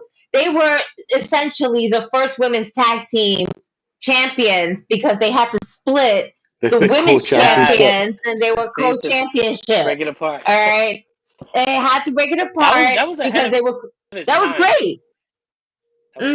Ahead of his time, yeah. They were essentially your first women's tag team champions, but because the tag team champions weren't there just yet, they were women's champions, and it worked out amazing for their characters, amazing for the work and the heel work for sure. Dave, sorry to cut you off. Yeah. I've been given the wrap up sign. We're getting kicked out, so I've got to go. But thank you for having me on. I've got the long train journey back to Harlem now. So do you want to plug anything before you go real quick? I'll give you the stage. For sure. Next Saturday, VPW Notorious. I am going to take Brother Greatness's head off in Long Island. So come out to that. It'll be great. You're going to see me bring down absolute hellfire on Brother Greatness's head. And yeah, if you want to follow me on anything, that's what I look like from behind. Nice. But for real, if you want to follow me on anything, Instagram is KJ Mac Wrestling. Oh, wow. So Instagram is KJ Mac. KJ Mac Wrestling on Instagram. KJ Mac Wrestler on Twitter. There's some KJ Mac matches on YouTube. ScotaRicans are on Title Match Network on Battle Club. Follow the Fallout Shelter. Follow Battle Club. And yeah, thanks for having me on, guys. Hey, Thanks it for was a coming pleasure on. having you on. And we definitely got to have you guys back. Absolutely. Oh, yeah, of course. Definitely. Appreciate you guys. I will leave you in the well-capable hands of Mr. Dave Rivera. All right. Hey. All right. I'll see you guys later. Nervous. Now you are alone. Word. Now you got him right where we want him, Gigi. Now I can bury. All right. Oh shit. Nah. What I was saying was. Oh yeah. I remember if the Iconics, like one of them was to win the world, like the women's tie-in gimmick, because they were of Michelle McCool and Layla. Yeah.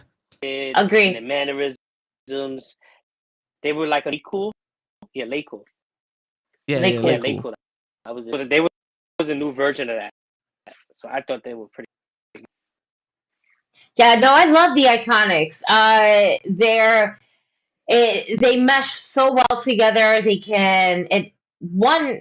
They're best friends. So anytime you have like kind of like best friends, you kind of know what their vibe is. You know how they're going to respond to things. And when you have that person as like your tag team partner, it's like kind of a no-brainer where they just bounce off of each other so flawlessly, no pun intended, to Lay Cool. But it's the rhythm that they have within each other as a tag team, and a lot of that is missing art for the women's division. Like, I'm so tired of them just putting any two people together and be like, you're a tag team. So with Piper, right, they put Dewdrop with everybody almost. Yeah. Now I hope we're not going to get that with Piper. We got her name back.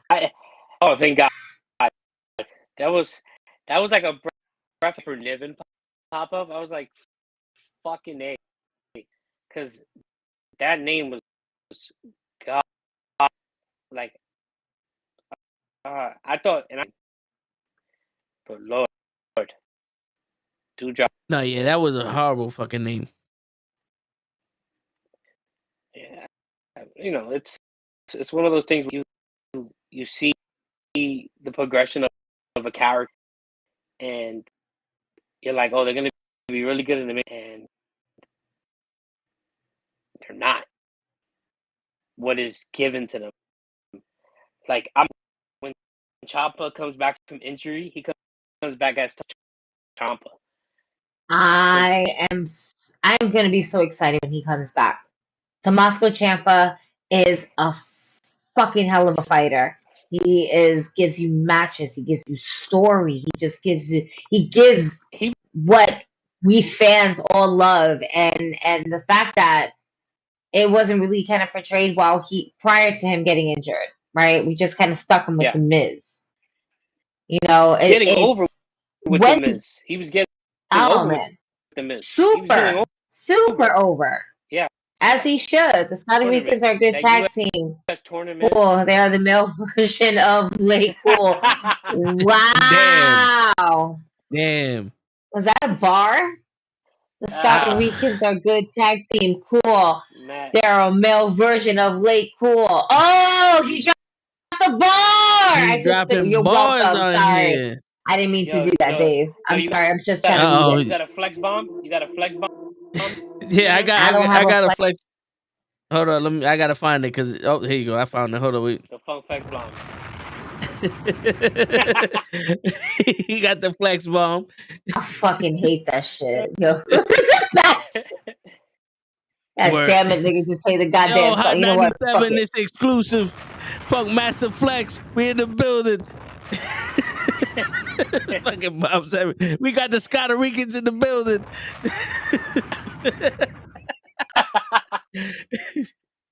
Matt Awesome in the chat about to do that for everybody. Word. Just throw the bombs in there. The first hour will just be the intro, just fucking bombs everywhere. And after every other word on top of that, just that's it. Word. That's it. That's it. Oh shit. What a fun night.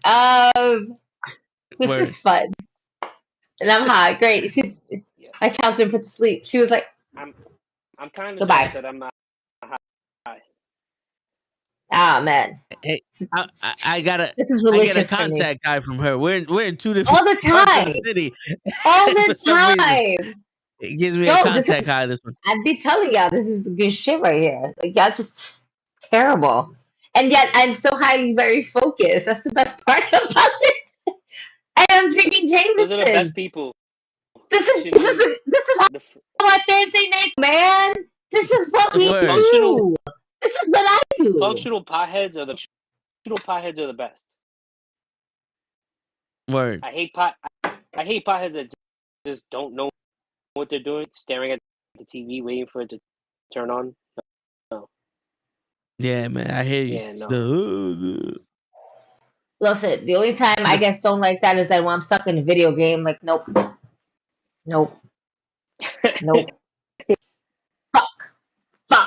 Fuck. I'm putting this down. Putting this down. Matt also I haven't smoked with wants to Gigi smoke yet. with you. Word. Yo, Bruh. Matt, that shit that Gigi smoke is called death, nigga. That shit called death. Yeah. It's called see you soon.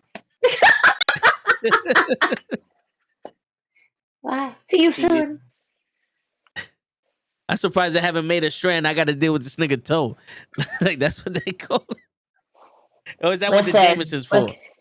That's what the Jameson is for. This hits.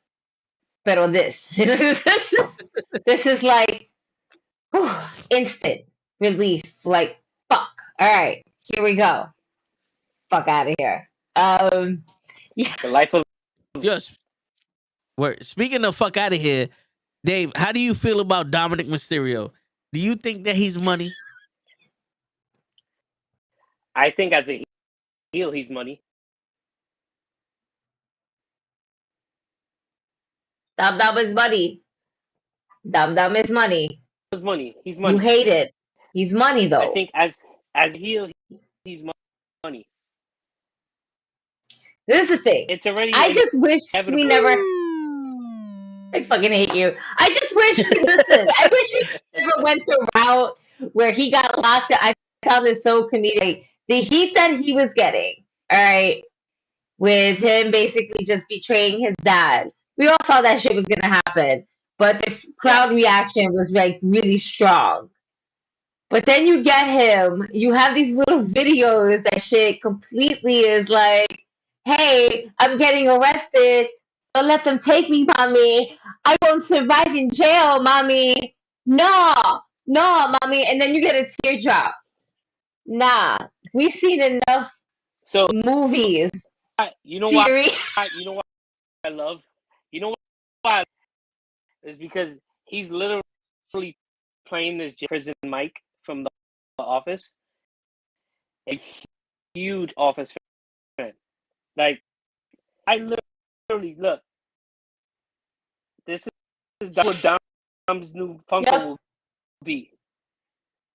This is gonna be his funk, yep. I can see it. Even with the purple headband. Yep, of course. That shit is hilarious.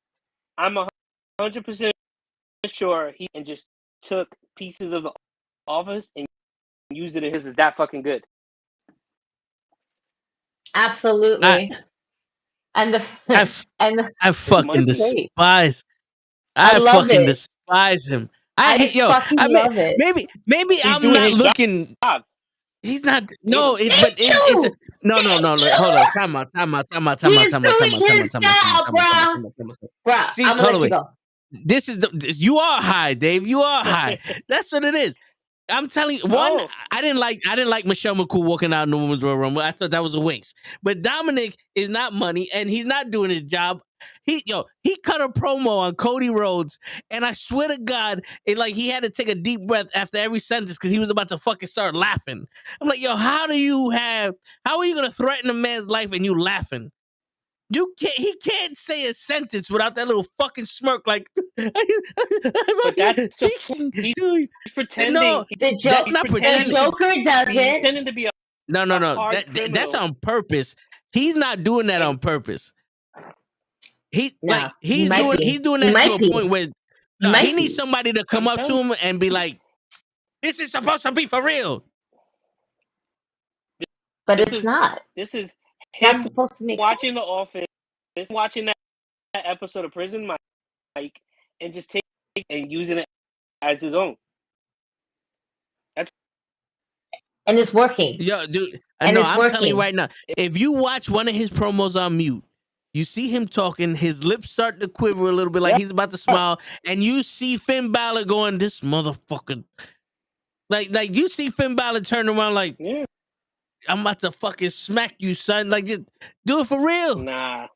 Yeah, man. Yo, nah, bro. Nah, I don't see it. That's like when you trying to take a video of somebody, like, yo, let's do a TikTok, and every time it's their part, they start bust out laughing. Like, bro, you just ruining the tape, man. That's he's not ruining anything. Yes, he is. No, he's not. They put the speed gun on Rhea Ripley 619, and she was clocked at fucking like 2 weeks miles per hour. You know what I'm saying? Like, she still ain't done with that 619, and that shit look better than any 619 that Dominic Mysterio's ever done. I'm telling you right. Even Vicky Guerrero right now is saying it's disrespectful for you to fucking compare him to Eddie Guerrero. That's a fake. Okay? That's a fake tweet. That's a fake tweet. No, she actually tweeted out. That's a fake tweet. No, because Vicky Guerrero, go fuck yourself. Vicky Guerrero legit said, "I fucking love everything that Dominic and Rhea and Finn and all of them are doing in WWE." She literally tweeted that. All that the real tweet that she said was, "I love everything that Judgment Day's doing and everything that Dominic's doing outside of the ring, going to school because he can't be a fucking wrestler." That's what the tweet said. Wow. No. That's what the tweet said. No, you're getting your information on Reddit, and not all of that shit is true. Stop it. Shit. Zach Gowen was fucking money. Wow. I'd rather get his one-legged ass out here. Shit. Where's Hornswoggle? Hornswoggle in the fucking Judgment Day. First and my foremost, man got detained talking about he was in jail. Get over it. Dom is money. Shut up and give Rhea Ripley her flowers, all right, for entering number 1 and coming out as a number 1 motherfucking winner of the Women's Royal Rumble. All right? So shut up. Dom. Judgment Day still won. Dom is still money. All right? He's making you fucking hate this shit because that's his job. No. He's tamales right now, bro. That motherfucker's eating lentil Dom is soup. money. Dom is money. And mommy made it. Nah. He's so bad, he's making Damian Priest look good. Rhea chose Charlotte for the match. Now that gives Dom a reason to go to SmackDown. Dom versus Ray at WrestleMania.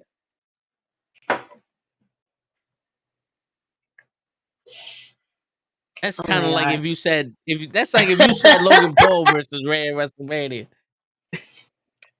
Oh shit! Logan Paul's in the province. Logan Paul is a what? Logan Paul versus Seth Rollins is what? Oh, I thought you said like Logan Paul's a punk bitch. I would have been like, we agree. We agree. Shit. I will say this, so I think it actually went to wrestling school, the basics, then he'd be a wrestler. But for a celebrity, I'm not putting him in the category with other wrestlers wise. I think he might be the best celebrity we've ever seen wrestle. Better than Stephen Amell? Yes. Stephen Amell could As have an athlete, that match with Roman Reigns. Yeah, no, as an athlete wise, like let's just think about this way. Roman was leading that match. The only thing Logan Paul really did was jump off of shit. That's what I'm saying. I don't. You can go pull up ball to Stephen Amell and he'll fucking do those fucking judo pull ups all fucking day on the ropes with Roman. All Logan Paul was doing was jumping. There's a difference. Is that Stephen Amell didn't really have, I don't know. When you see him bounce off the ropes, it's like he feels confident, but not beyond confident enough. Where Logan Paul would just like take that extra mile and be like, "Yo, fuck it, I'm gonna run it." And then the way he actually runs the ropes and jumps through them, as if he's been doing this for a while, it's impressive. And I don't give a fuck what you say. That fucking spot, that shit between him and Ricochet. That shit was insane. Ricochet. That was dope. That was all Ricochet. That was not all Ricochet. Ricochet went 90% did of that not go. ring. No. Ricochet went 90% of that ring. Get the fuck out of here. Bruh. It's right Ricochet in the went fucking 90% of the ring, caught him, and dragged him back into the middle. Maybe if you wasn't tilting your head in a 90-degree angle where it looks like that to your dumbass. Alright? No. Shut the fuck up. You were there. We watched it together. Yeah, and I don't know how you missed it. Nigga, I don't. There you go, Matt. Ricochet versus Carmelo's better. Yes. I absolutely agree to that. But we're talking about the Rumble right now. To do that, that was impressive. Sugarcoated. No matter how much you try to say, "Oh, we to the tango." You didn't see Walter push Logan when he got on the top rope. Walter pushed him, gave him that extra little oomph. You didn't see it. I'm telling you, y'all gotta rewatch it. Yeah, we gotta rewatch it. Good. Listen, he was on the other side. Yo, you know who impressed me with that nigga would have beat your ass. Like you know who impressed me with their high flying moves? Top Dollar. Now that's a dive out the ring. It is. That's a dive. That's how you get eliminated from the Royal Rumble 3 weeks in advance. My man did a handstand on the apron. Let's talk about that, right? Because I don't like Top. I don't think he's a good wrestler. Something about him. Yeah. But when he like literally cans in the ring. And that's what you practice to learn how to go. And the fact that everybody else made it even worse for me. Yeah. That might be the worst there with Titus O'Neil sliding under the ring. Word. Because at least Titus was fun. This shit was just pathetic. It was bad. It was bad. Because like if I was Titus, I'd have crawled underneath the ring and went out the other side like I meant to do that shit. I'd have pulled out Hornswoggle and like, come on, bro, we out here. With Top just Dollar, slide underneath the ring and then just. Yo, he could have traveled. He could have traveled. I would have stood under the ring. I would have never came out. Word. I'd have crew and take the ring on, then leave. This shit with Top Dollar is that what kills me is that B-Fab out there. Yes, yeah, boy. What are you clapping for? You had to. Yeah, that was the Jeopardy shit. I would have been like, oh, okay, you made it alive. Oh. That was that Family Feud Everybody shit. They sold the move, and He's still dangling on the top rope. Like, how did he hit you, bro? Mark Henry, I would have not sold that. Mark Henry, I would not sold that. I would not sold that shit at all. You did not do. No, I would have just been like, "What are you doing?" What does Samoa Joe do all the time? Somebody just walked away for a spot. He just moves, walks away. Yeah. Why the fuck? He is your new, and he is your new TNT champion. Yeah, let's go, Samoa Joe. I'm okay with that. Darby Allin doesn't need the champion. I don't know why they put it on him, but he doesn't need it. It's on Joe. Let's do something productive with that, please. I like Joe on my TV. She just ruined it for me. Joe. Oh, you don't like Samoa Joe? No, I didn't watch AEW last night, so I usually watch it today, but today was mad busy for me. My bad. Yeah. You didn't tell me. I didn't know. My bad. I should have asked. We all it's know okay. Listen, but the match itself is still worth it to watch. Yeah, it's okay that you know the outcome. It's all right. Yeah, it's true. It's already out there. Yeah, like we all knew Cody Rhodes was gonna win the Rumble anyway. Right, it's all out there. Yeah, very much. It's all out there. But nobody had on their bingo card that Nia Jax was coming back. But we're just gonna leave that one alone. Show did. Show was saying that shit all night. She should have won the Rumble. I was at a Rumble party with my friends. I was like, yo, we always choose 3 guys entrants and like 3 comeback entrants. Like maybe like, and I legit was like, I wouldn't be surprised. And sure enough, they botched that entrance too. Yeah. Terribly. I thought it was my TV. They even reached 8. Her music hit. Right? But then what's crazy is that the counter started after the music already hit. And it was like 10. Now I was like, nah, her music is hitting. All of her name is out there. They legit ruined the number 30 by playing the music before. They had it. Word. One job. Yeah, not for nothing. What I would have done, I would have been like, "Fuck it, just walk out, and then halfway through, change the music to someone else, and have them go and just be like, yo, just tell Nia to fuck you up, and just she's gonna take your spot. Like if she just invaded the Rumble and took this girl's spot, just to save face. You know what I'm saying? Just to say, like, have Eva Marie come back or some shit. R-Truth. Yeah. Right? Yeah. Yeah, just beat her up and take a spot. You know? Makes sense. Have Logan Paul come out, and she could beat up Logan Paul. It would have to be a female. Yeah, it can't be Logan Paul. Right? It had to be like wow. It could have been any female. It could have been any. Have You're like such Alicia a Fox dick. come back and.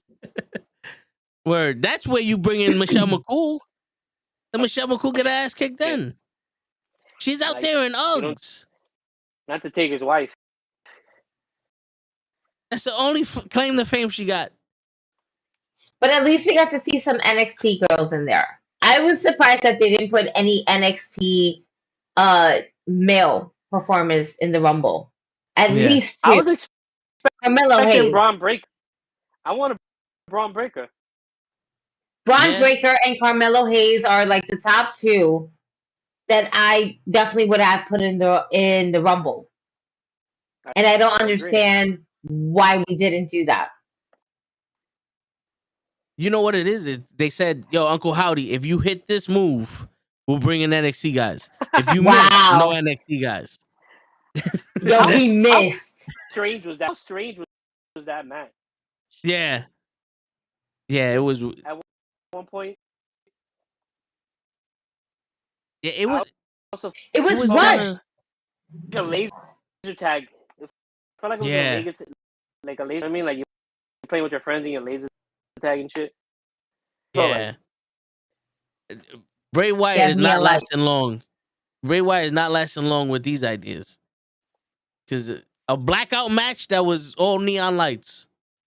They should have called it a black light match. That's what it looked like. Yeah. Make sure you ain't got no body fluids on you. Yeah.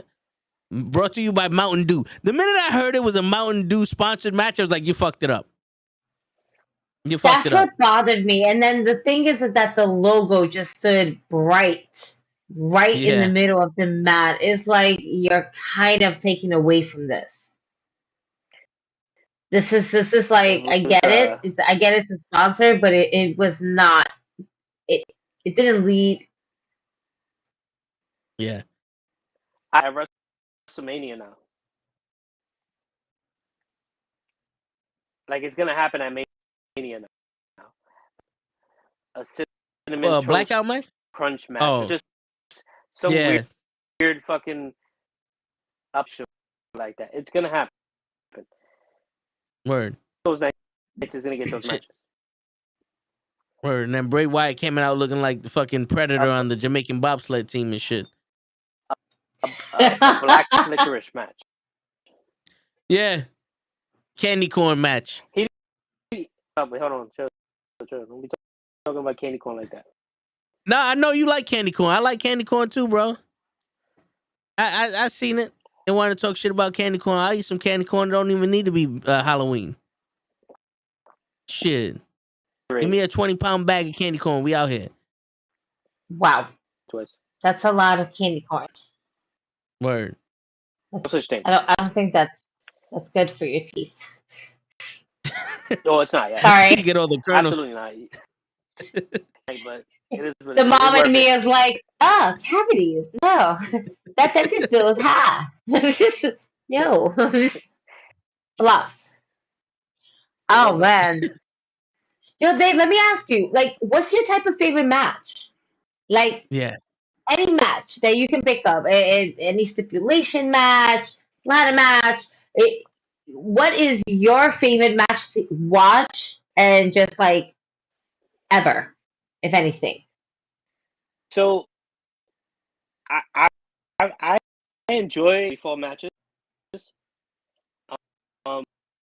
Never know what can happen in those matches, right? Somebody purposely getting disqualified and then catching them off guard so that they can. It's so unpredictable. I'm not a fan of like hardcore matches. There's only so much you can do for a hardcore match. All repetitive. Everybody's doing the same thing about a hardcore. If you can think outside of the box, then that's even better, right? So on the indies, they did like that's different. But when you do the same matches, it's repetitive. Like I don't ever want to see a Hell in a Cell match. The Hell in a Cell match in wrestling history. Next is the ladder match, and to no avail. I get it. You do the Money in the, it should only be at the Money in the Bank. You know what I mean? I agree with that.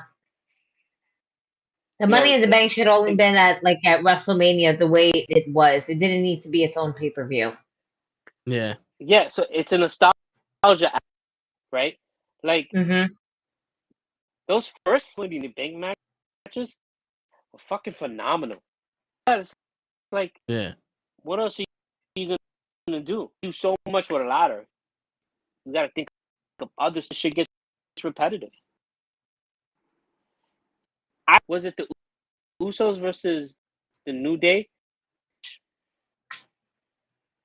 Which one? Remember? The first, the second, the 20th, the 50th, the 100th anniversary. Which one? Wait, listen. No, the one that the Usos and the New Day has as many matches as the Cousins in the Samoan Dynasty. Word. Endless. Hundreds. Yeah, it's the most hoard out match. Is those two guys? It's like put it with the New Day. It's that I selfishly. I mean, I don't want FTR to go back. FTR goes back in they feud with the Usos, better than what they did with the Bucks. If you ask me, that's just my opinion. Yeah. Is it what they did with the Bucks? Even though they had a good match, it was still like the story wasn't there. You know, the story was there. It didn't make sense on the Bucks end. Yeah. Because they wrestle a certain style. Like, they're known for that style, right? When FTR is working with them, they have to just to bring them back up together. When FTR goes down to their level, FTR, because they're still doing the same walk that the Young Bucks are doing. And you can tell FTR is enjoying the match. You can tell of that match. Because they've only wrestled like twice. Or was it once? I can't remember. I think they did once. Yeah, so they did that one match for the title. Remember, it was Cash Wheeler that did the 450. That was the story. They pulled out, and because he did a flip move, that's how the Bucks won. They had to go to try to beat the Bucks, and the Bucks still won because that was. Yeah. And it's TR working the Indies and working the Ring of Honor to get the recognition. Because they've been years before. But in the eat shit in certain matches because of what they're supposed to do and stuff like that, to the level they're at now. Beat to shit. Because they were doing crazy. Just to prove a point. Word. Mm-hmm. But I mean, I would still like to see a Young Bucks and FTR, match again. But yeah, if the Bucks, yeah, you can tell. Like these news, these report what's really happening behind the scenes. Political, all that stuff is he did. But that's another thing too. The Bucks contracts is ending pretty soon. I think within next year. Do we see the Young Bucks possibly making the move to WWE if the offer was there on the table? Because money talks and bullshit walks. But they make a lot of money on their merch, their YouTube channel, being the elite. Like, is it going to be enough money for the Bucks to go ahead and jump ship? Because you have all elite wrestling, but how are you going to have all elite wrestling without the elite?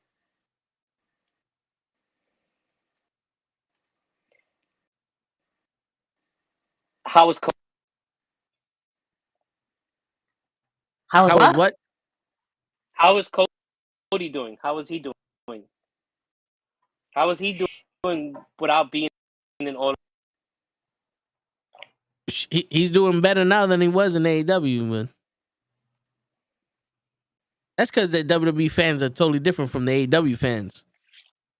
Well, they're both the same fans. As much Yeah, like I don't see that the fan is different. I think what is different is the quality because of the amount of the monopoly this WWE is. Not for nothing. Yeah. Of what they can afford to make a production look like a fucking novela, Hollywood type of film versus AEW. I mean, think about it. We just saw the first upgrade AEW has made to its program. No, well, I'm saying the fans are different because they hated Cody Rhodes in AEW. and then he comes to WWE and he's the top draw now. If they're the same fans, then they're a bunch of fucking hypocrites. So the reason why in my opinion, the view is a little bit to do with the booking of Cody, because although he was the EVP of all Elite Wrestling, everything still went right. So what you had was Cody, he's waving the flag,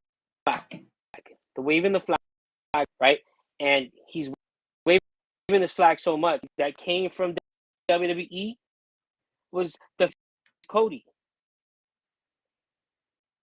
It wasn't Hangman Page. It was always Cody had to bear all those matches with all those constantly either lose or win, and if he lost, he didn't lose the right way, so he wasn't, and that's why the fans turned on him. How many times did he have those matches? Why did he have to do with the flaming table? Like, that was unnecessary. It really was unnecessary. He did it to with all that white shit he had on his back on top of that. That was unnecessary. What was like? It's if Tony Khan was innocent of what he was doing, he'd be like, "No, there's no need for that."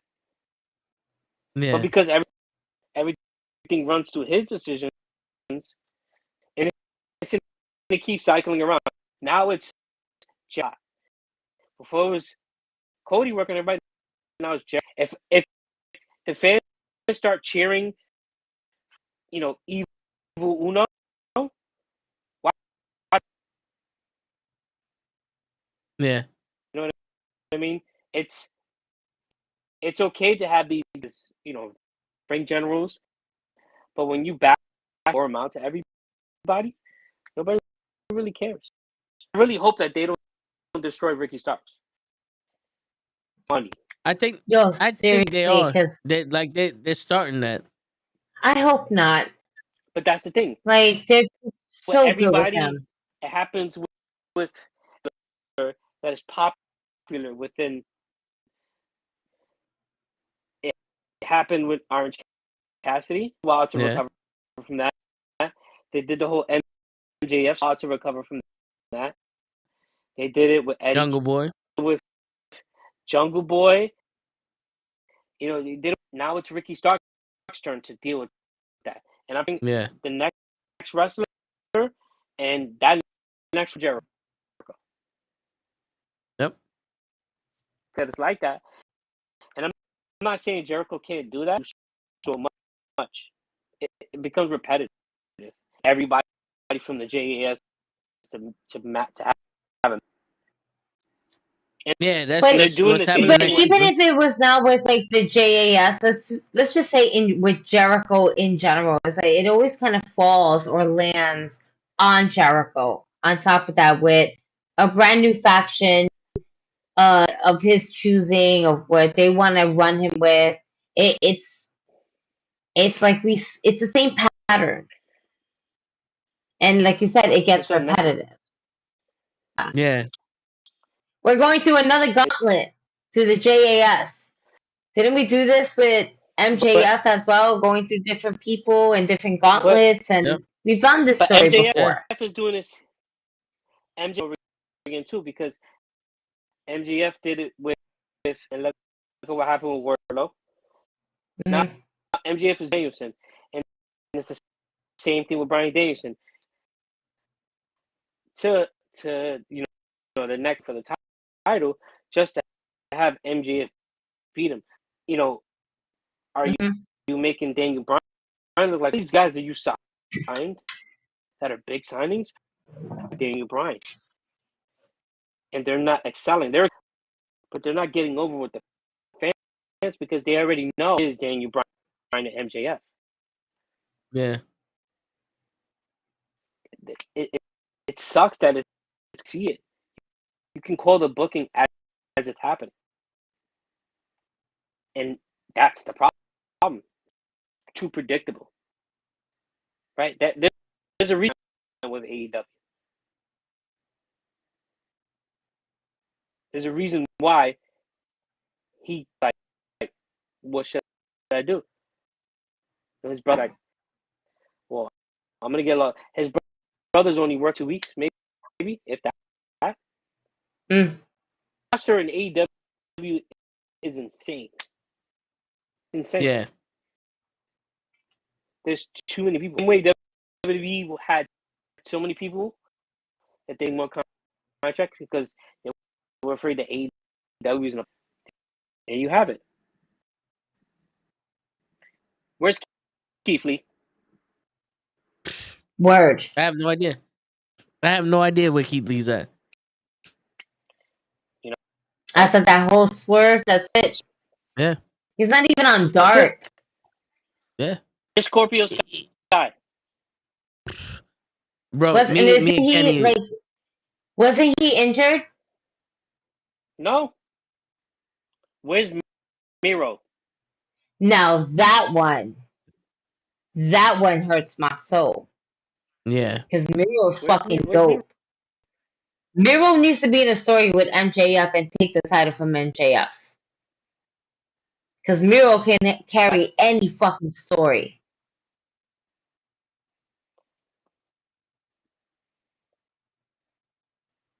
Shit.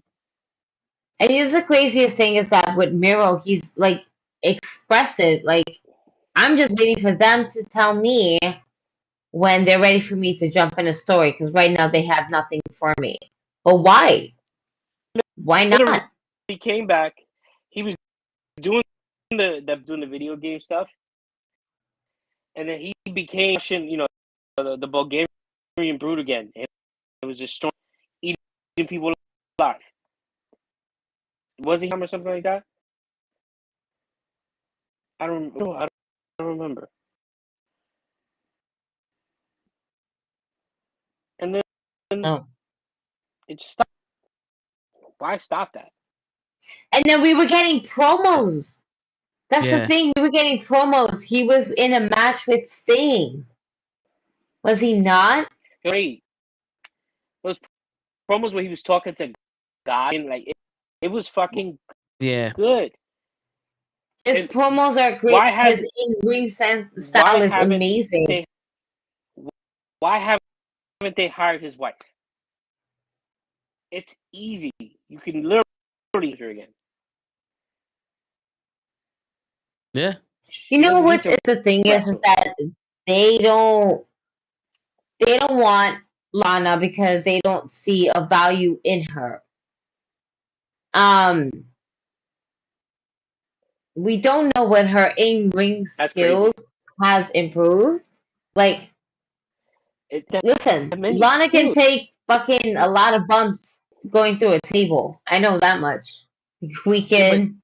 The one thing that Lana gives you is that she was an actress before she came into WWE. Yeah. So she doesn't need to wrestle. If she's gonna be Miro's valet, and she can fit that role just as an actress alone. You know what I'm saying? Doing the Russian stuff, she just doesn't need to speak in the Russian. Just be CJ Perry. Be who you are. It'll get over. With act, the way you can generate heat, and when it's time, you be the next big. In a hole, and it just makes it harder for them. Mm-hmm. And even if she were to do like the accent, it would just be like a few words here and there, just kind of like tie it all in. She has a white girl. She is clearly a white girl, but every once in a while she will probably throw that a little accent, like that little word, because she knows she could do it. It's kind of add like that, and she could do it. She speaks like 4 languages. in dance. She does ballet, and she looks like money. She's not on TV. Yep. But Dominic is. That's the difference. Listen, Dominic is rolling with mommy. He got mommy. Yeah, he's got and mommy. You know what? Mommy's taking him to WrestleMania. Because he sure hell ain't taking mommy to WrestleMania. She's taking him like, no, you sit in the back, Dom. Nope. My dog sits in the front with me. You're my bitch. That's my dog. You're my bitch. Shit. That was great. It's one of those. I think AEW will get it. I just think they need a team around him. He can't just make. Because some of the people he's in full control, and he needs to delegate. Take a step back and just realize this is not going to work the way I want it to. So let's. And you have the views there. Yeah. There's not a lot of meaningful feuds. It's quick and like, all right, we're on to the next. Which is not bad, but at the same time, I kind of want that longevity of a feud that is going to continue to make me feel like, yo, we've been waiting for this. It's kind of like the Moxie and I never remember this motherfucker's name. Moxie and Cowboy shit. Hangman Adam Page. I'm here. I'm watching their matches and I'm like, I can give a fuck. Like, I'm not invested in their matches at all. And this is supposed to be like one of the biggest feuds they got. Most important. I'm like, well, let's fast forward through this fucking match. You know, because I can give a shit. That's the problem. Because to be honest with you, I think it's happening way too fast. Like, something like that needs to build up over time. Like, you can't just, my man was knocked out, he did the concussion, he came back, he's cleared, he's wrestling Moxie. He knocks out Moxie, now Moxie's wrestling him the week after. It's like, yo, bro, take your time with this shit. You know what I'm saying? Like, we don't even know why they're fighting anymore. There's no direction anymore. Yeah. Because it's like the idea is out there, but there's no one able to run the idea. You know, ideas just go slow. Ending is a never-ending road. Yeah. They're both, like I said, themselves into a wall. Like, this is the perfect. I think this girl has money, but they're too unstoppable to stop now. Is Jade Cargill. You can't think of a name that's going to stop her. You know, I've been saying that I would want Willow to take that title from her, and like one of those, she gets in over like she gets so cocky that Willow just hits her up with a roll up, and she beats her. But then you kill Jade. See, but it literally, if you do it, everything.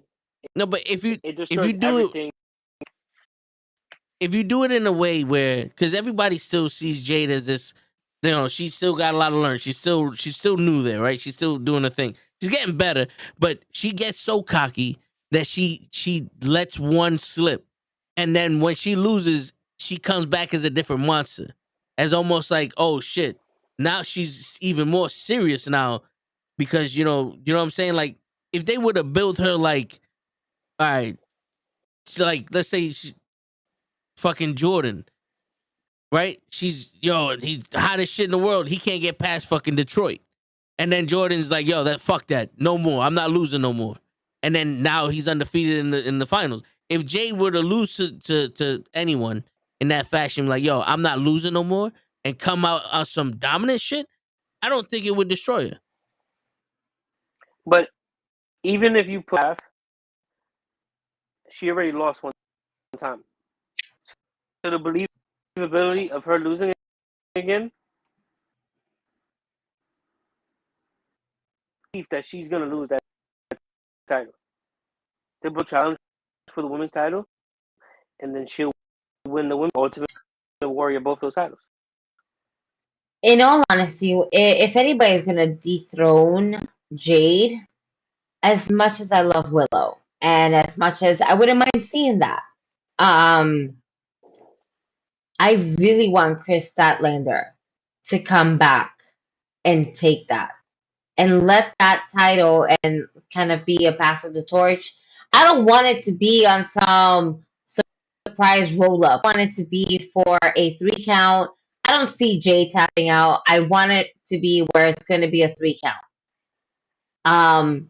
Yeah, but then so he was saying earlier to be where she's distracted or something like that. I don't want to see a distractor. I wanted to see her out for the count. Like I want to see a full. I want to see a fight between Jade and Chris Statlander for this title, because not for nothing, I love Jade being my TNT, my TBS champion, but I want to see her as my AEW champion, and I think where she's at right now, Jade, yeah, absolutely. I want to now. I'm at the point right now. She's at what 50-0. We're gonna.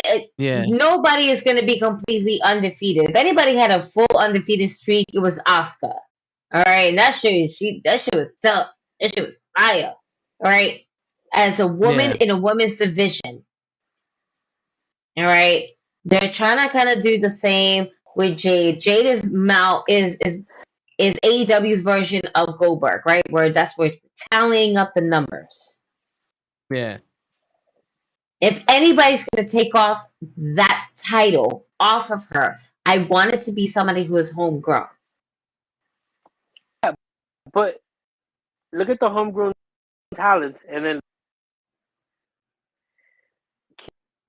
look at that roster right now. They're behind. Like you can say no, but like you gotta put somebody that can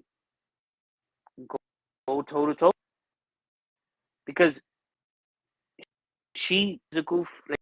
Like she's a figure where it's like I don't care how you are, I'm still fucking. She's not scary looking. I don't know. Gigi, you saw the match when Red Velvet. Yeah, just recently. Yeah. Look at the size difference. I mean, that's why I was like, if the one person that's gonna dethrone Jade of where she's at right now, I would want it to be Chris Statlander. Why? Guess what? She measures up to her. She can go eye to eye. She's strong, and she is an AEW original. In a way, she has this connection with fans. And I think that if who? I mean, I don't know,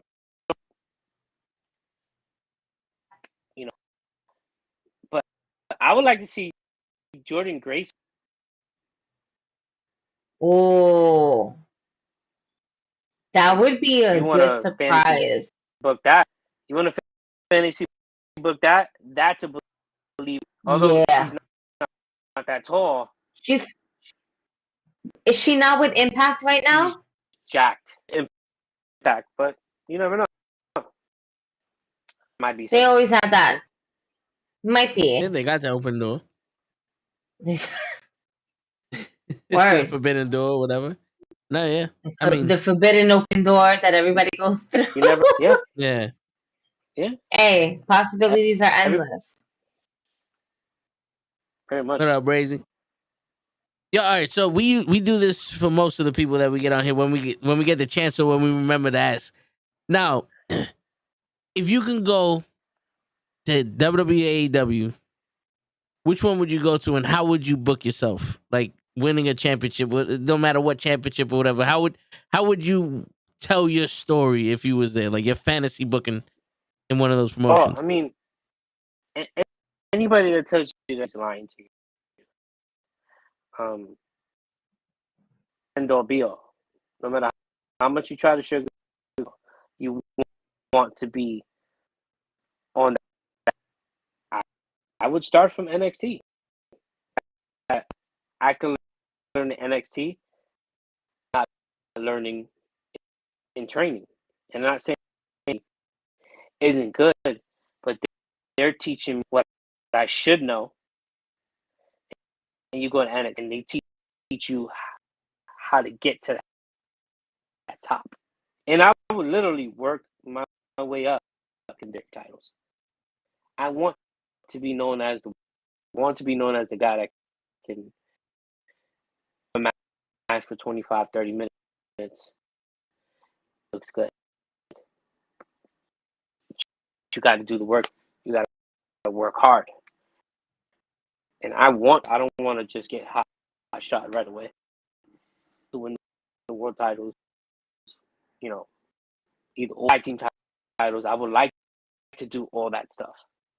I see, book myself right away to or anything like that. I want to do the work. Okay, that's it. right. Just perfect your craft. Keep working at it. That's perfect it. Like, Just that's keep it. working at it in no other way. You can take the easy, but the easy route can only get you so far. I was listening to the interview with Cody Rhodes. He was saying he got signed because his dad was Dusty Rhodes, and because he was a good wrestler. He got signed because he had a little football, and his dad is Dusty Rhodes, and they treated him like his dad. It wasn't until he decided to leave and go do these shows and do. Cody wrestled in a bingo hall in Jersey. 30 people, and you know what he did? Yep. He did. He swept with the. You know what I mean? That's determination. That's. I'm gonna show people that I'm son. You know. He was given that opportunity right away. You know, Randy Orton, another person, was given the opportunity for a while to actually get it. Who's better than Orton right now? You know what I mean? Nobody. Wait, what? Yeah. People could say Kenny Omega, Okada. They could say all these. The way he works, and his mannerisms and his facial expressions. That guy is. This is good. That was Randy Orton's top potential right there. Yeah, but everything he was doing was just so fun. I always said I think Kurt Angle has to be one of the most perfect all around wrestlers when it comes to being able to wrestle and then putting on the show and all that. But I think that if Randy Orton would have gave a fuck those prime years that he was there, he would have gave us the best wrestler we would have ever seen in our lifetime. I think he kind of ruined us seeing the best wrestler we would have ever seen in our lifetime because he didn't give a fuck those years. Yeah, he was. Had Cody, he would have went down that path too. That's why. Yeah, he'll tell you.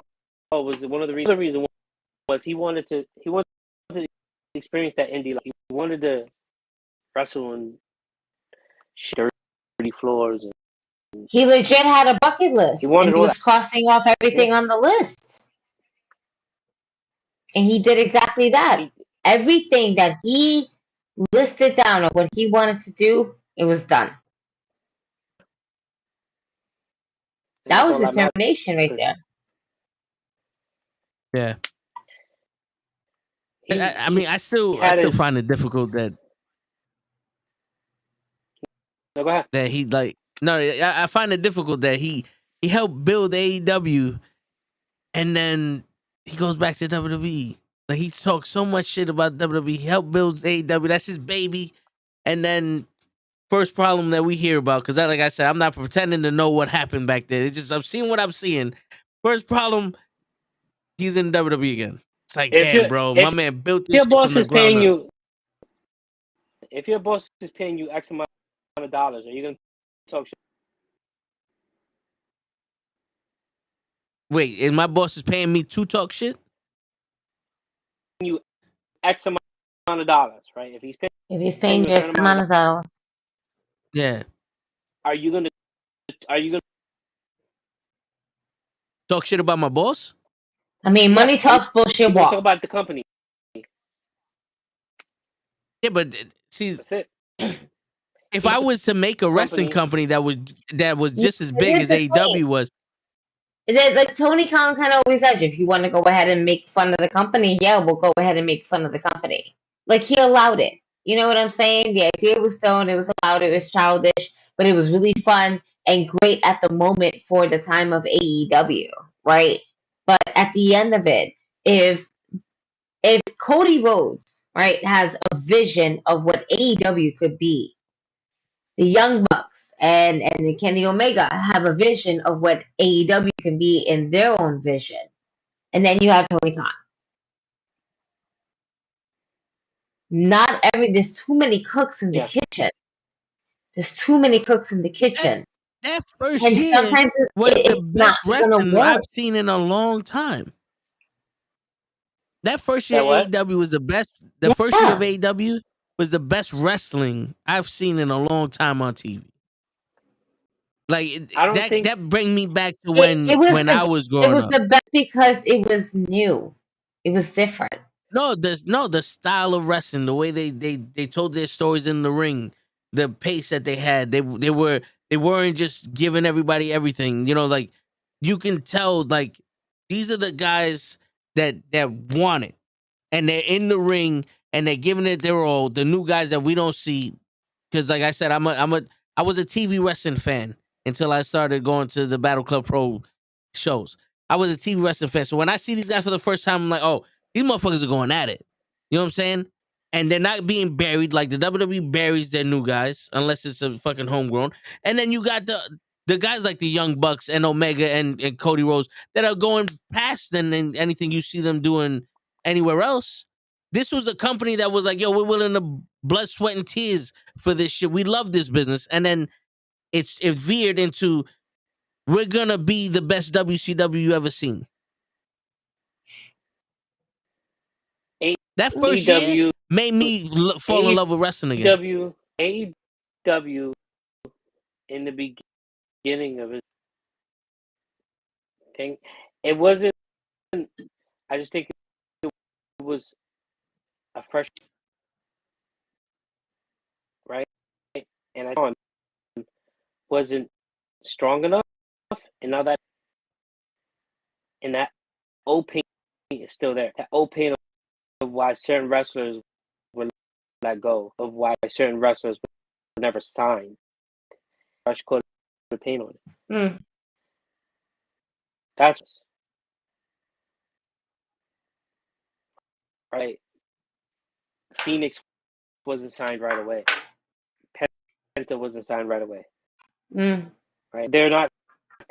They got signed in AEW because and they're good wrestlers. WWE wasn't looking for that. They was looking for, right? They were looking for people with charisma, to have the presence, to know how to move. If something, those guys, not, the Bucks can say, to the blue in the face that WWE never gave us a chance. But I'm pretty sure there's videos of them cutting promos. They don't have good promos. No, they don't. They cannot talk on the mic, and that's what you need. Yeah, agreed. The perfect example. MJF is literally everybody in a performance center wants to. They want to. They want to create a fact because they have all of it. They have the charisma. They have the micro. When you have all that, that is the wrestler you on your TV. Because that's what the presence. Cody lacked the presence because Cody was playing given to him. That after he left. Yeah, but, that wasn't something that. See, the thing with MJF and Cody Rhodes is that MJF right now is getting exposed. They gave him the ball, and it's like all I got is name dropping it. Yeah, he's not dropping it. You know, he's name dropping. All the and time he's doing behind the same him, thing he did and the War. Yeah, it's like you said before. Who's booking it's rich that? to repeat. Who's booking that? No, the booking. What he's saying is what I'm saying, because like you can even say GG. At one point, I was like, yo, if he drops another fucking name, I swear to God, I'm done with him. It was either Eric Bischoff, fucking William Regal, this fucking guy Jim Cornette. Like he dropping names left and right. Like, yo, bro, talk about the dude that's your wrestling. I don't give a shit if Psycho Sid turned the channel last week and saw you and fucking took a shit and thought about you while he took a shit. I don't care. Why are you name dropping all these people? Talk about the fucking guy you're wrestling. And Cody Rhodes, to be honest, like you said earlier, he's doing too much shit. Like, yeah. Okay, he gets slapped for 15 minutes. Shit, He still is. He still is. He got slapped for 15 minutes by Walter in the Rumble just so his pec could be bruised again. It's like, bro, we know you had a broken pec. We know you just came back from injury. Why does Walter need to smack you all the damn time? Walter wasn't smacking nobody in that Rumble. The minute it was Cody and him, chop, eliminated. So let me ask you, throughout that whole Rumble, right? So it was a last second where you thought maybe Walter can win this. No, there was not a second. Not a second whatsoever. I did. You know. They worked a mini match, right? They actually got towards the end. Believable, right? Because here's Cody coming, and he's selling that injury. That's just. It's not, he didn't cut a promo himself. That was the story. For me, he had that injury on sale, but he didn't sell it. To me, I wasn't buying that injury. But on the contrary, I believed on multiple occasions that Orange Cassidy was going to win the AEW title in that triple threat match between him, Neville, and Omega. I'll tell you right, I was like, oh shit, they're going to give the title to Orange Cassidy a couple times. I did not believe that Walter was winning that Rumble. I don't ever think Orange Cassidy is going to win. Yeah, the way that they made that match, I believe like, oh shit, there's a possibility. Believe it. Just for like a quick move for the fans, but then it wouldn't last. Yeah, but that's the thing; it wouldn't last, and it would be meaningless at the same time. What they do with Darby Allin? No, but and look what happened. Look at what he has now. Word. Nobody talked about that title. What, the United States title? Whatever that title is. All Atlantic title or some shit like that. Yeah. Cause look at that. You can put All Atlantic champion. Well, because those titles mean nothing. Wardlow was hot until he got the TNT title and then just fell off the face of the earth. He fell off the face of the earth, and people were like, "Yo, who's the TNT champion? Wardlow. What have he been doing? Nothing. Oh, Samoa Joe's the champion." And now we're building the feud between Wardlow and Samoa Joe. We're gonna run that back out of nowhere. Exactly what's gonna happen. Because Wardlow got his hair cut by Joe, and Wardlow's been keeping it fresh. Just to let him know, hey, remember you cut my hair? I cut my hair too. He's gonna come back bald with a goatee. But he already came back. Oh my god. He gonna be looking like so cold. He's a ginger though. He's gonna be looking like injured. No. Turn that off. That's how we get canceled. Can't suck my dick. Fuck Goldberg. And really quickly, you've mentioned Eva Marie's name in this podcast tonight, and I just want to say, go fuck yourself. How dare you? That's so disrespectful. Who, me? You bring in no, Dave, you're safe. Yeah. Get this motherfucker. Yeah. Assume whenever she's yelling at somebody, it's me. Okay. Like, I'm like, I had a for saying it. No, not you, because you're smart. This nigga, sir, don't do that. That is not right. That's not right. It's disrespectful. She does not belong in the wrestling ring. You bringing let's not put it out there into the universe where Eva Marie. If Dom and Logan Paul belong in the ring, Eva Marie belongs in the ring. The way that she walks with her feet and she dyes her hair, almost a perfect wrestler.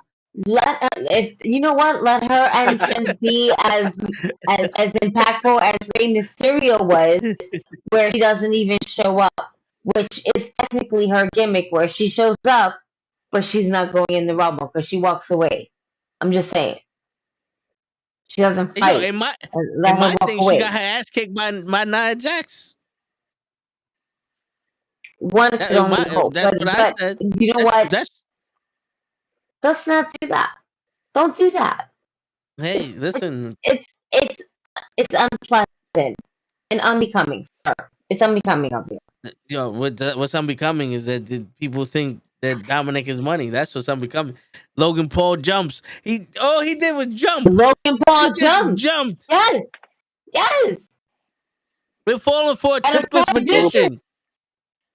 At a far distance. Every match he had, he's just jumping.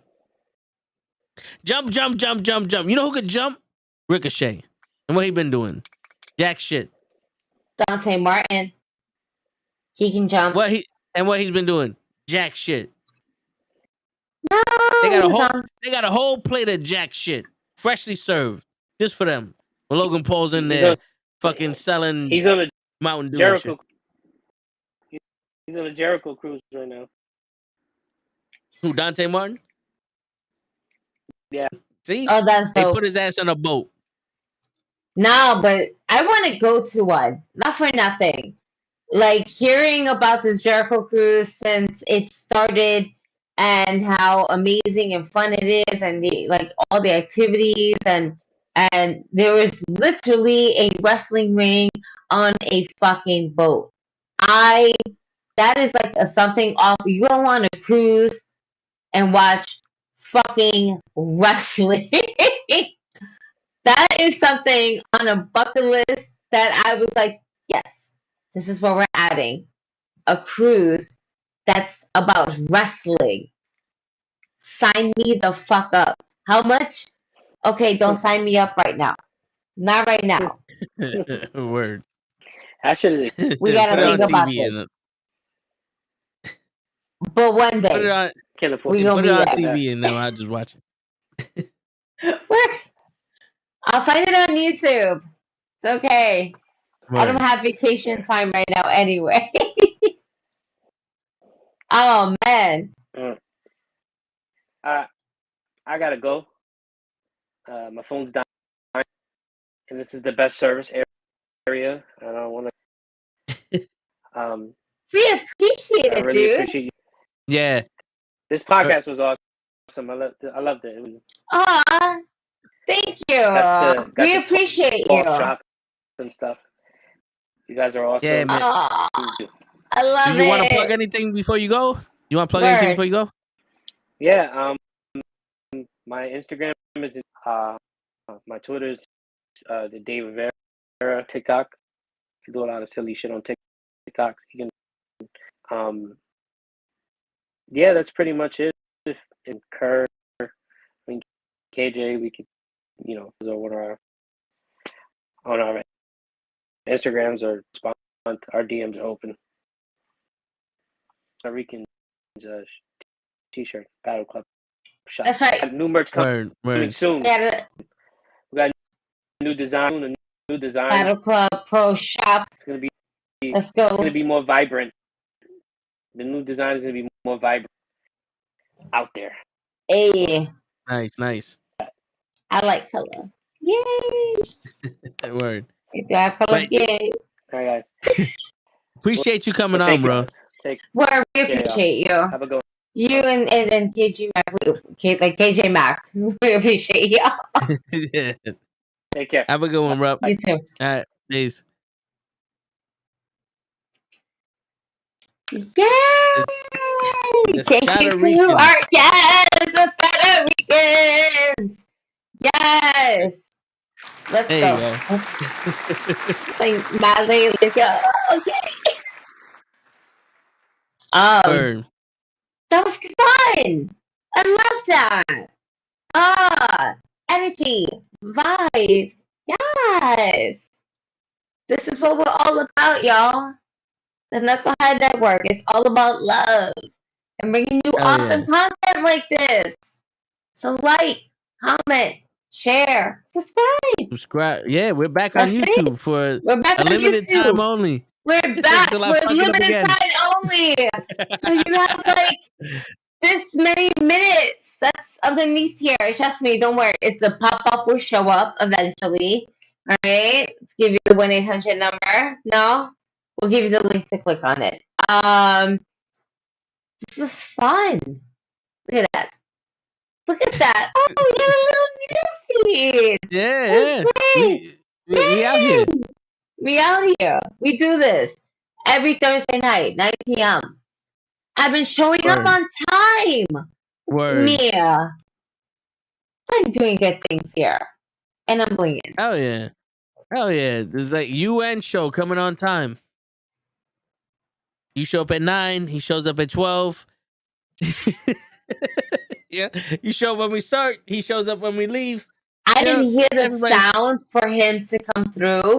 Like, like we know, like 11:48. Yeah, we haven't like. Yeah.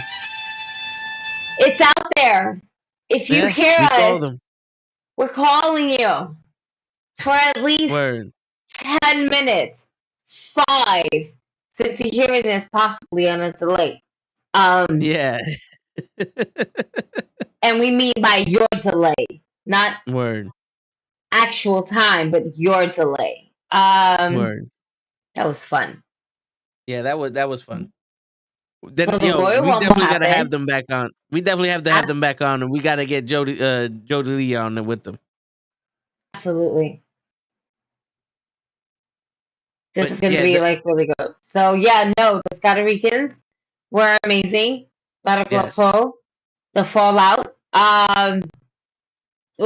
This is just gonna be a lot of good stuff for them for 2023, and I'm really excited to see everything to unfold.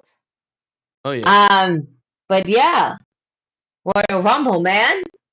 We had the Royal Rumble. Yep. It was very predictable.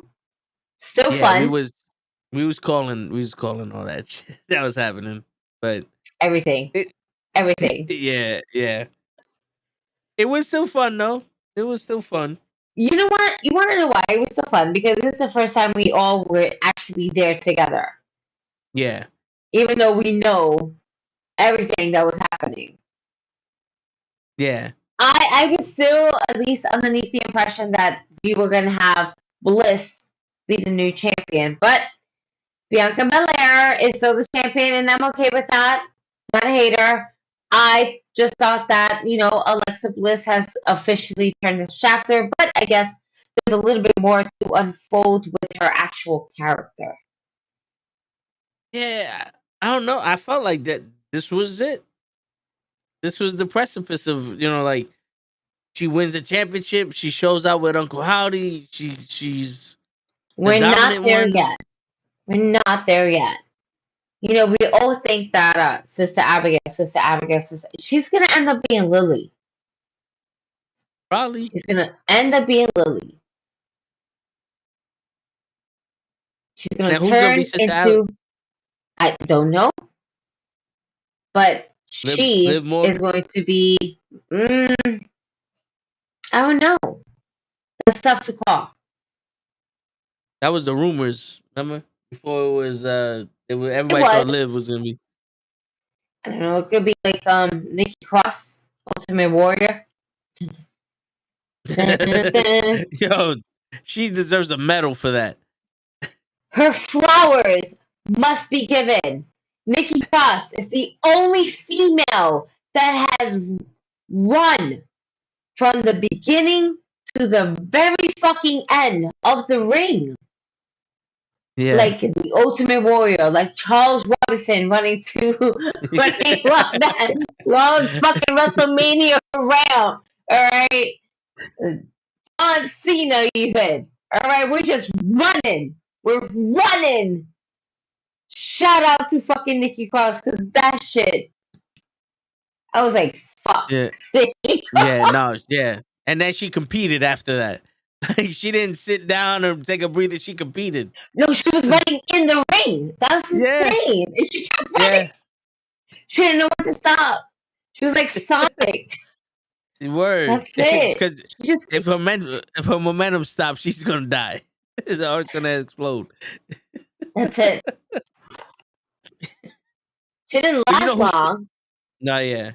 You know who should have never ran, even in the Rumble? Braun Strowman. Did you see that stumble that he took? My man took 3 steps and stumbled. It was like, yo, he can't stay on his feet to run. Ever. He's terrible. That was bad.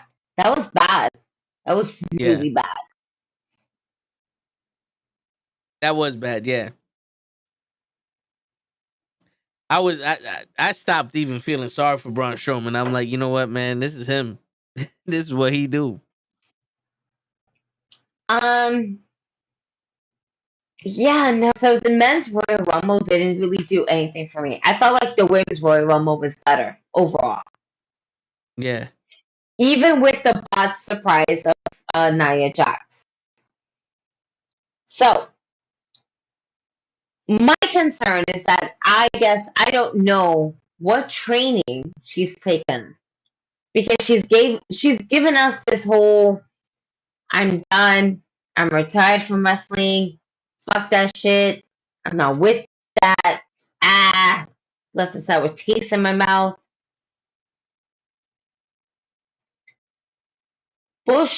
Money talks, bullshit walks. It's always the same thing. Yep. Somebody got to cut the check. WWE's going to cut the check. She's going to take it. I respect that. I just hope as a performer that she is a better wrestler overall, and honestly put in a meaningful fucking storyline. Yeah. Because it seemed like she's going to be on SmackDown because she wasn't on Raw. Right, and I'm okay with that. Like, I'm not mad that Nia Jax is back. But she's bad, but she's back. I just don't want Becky one more time. No, fuck that. No. Yeah, do it right this time. One more time, I just want the competitors, whoever step into the ring with her, know that if it gets rough-handed, it's gonna get rough-handed. She a big girl. Yeah. It comes with the business at the same time. But it's like if there's no communication, there's gonna be clashing. She's not bad. There's just been a lot of bumps. consecutively that I just won't want anybody to get injured. So, me thinking, all right, Nia Jax, I liked her in NXT. She's part of the Samoan dynasty, however we see it. She can literally be part of the bloodline if we ever get Judgment Day and the bloodline together, where we get Rhea Ripley and Nia Jax. It kind of just adds to a story that, because in all honesty, you don't have any factions out there that has a female just dominant player that's going to go up against Rhea Ripley to be believable. Mia Yim, yes. I love their match. I want to see that happen again. But it needs to be like more or less the same. Like, it can't be just Mia Yim. You know what I mean? Oh yeah, I hear you. Because then it's just gonna be the same two factions going at it. Yeah. So I want to see something happen with Nia Jax. We're bringing her back. We're making her a big deal. Yes, we botched her fucking return. Man, that's terrible. I want to see something big come out of this instead of something mediocre. Yeah, like don't just sign her for the Rumble and then try to figure out what to do with her. You should have known what you want to do with her and be like, oh, by the way, we want you to debut in the Rumble. You know? Because most of the time, that's what they do. Is just we got you for the Rumble, and now let's figure out the rest of it. It's like, yeah, for that, it was just a surprise entrant, like Booker T. Just go home. I saw that. Oh, and I finally actually saw Kofi. Yeah. Because remember I told you I lost service, so I couldn't see it. So I went back, reviewed it literally the next day, and I was like, oh shit. Yeah. Yeah, no, Kofi's out. Brock Kofi's Lesnar dead. came out. You done. You done. Word. So you go to Mina last in the Rumble for a long time. I hope she signed the yo. Listen, nobody meaning it to Tamina. Mm-hmm. Word. Tamina could be also in the bloodline. Yo, she there. Yes. But if that's the case, then I can't have her lose. Period. Yeah, that has to she has to lose because I don't think she signed a contract where she can win a match. You know what I'm saying? Like, I don't think. Yeah, I don't. Has she won a match in the last 12 years? I mean, remember, she won the women's tag team champions with Natty, but she lost the tag team 24/7 champion. That was like pretty much the last relevant story that she was in, was with Zawa, the 24/7 champion, with Dana Brooke, R-Truth, all that shit. But then she came back to the Rumble. After the 24/7 championship, she hasn't been in anything meaningful. Period. I don't think she was in anything. Period. Yeah. No. She came back at the Rumble, and that was that. Pretty much, yeah. Pretty much, because that 24/7 shit was the best stuff she did, but for some reason they can't have her in the women's division doing anything meaningful. Like just like a little storyline between her and someone else. That, just showing her dominance. That's, and then maybe when you need somebody for a fucking like WrestleMania Backlash Vengeance Part 2 premium live event, you can have Tamina wrestle fucking, Bianca Belair, and then be like, oh, okay, Tamina's gonna win. Nope, she lost again. You know what I'm saying? Mm-hmm. But It's a lot. But Rhea Ripley won.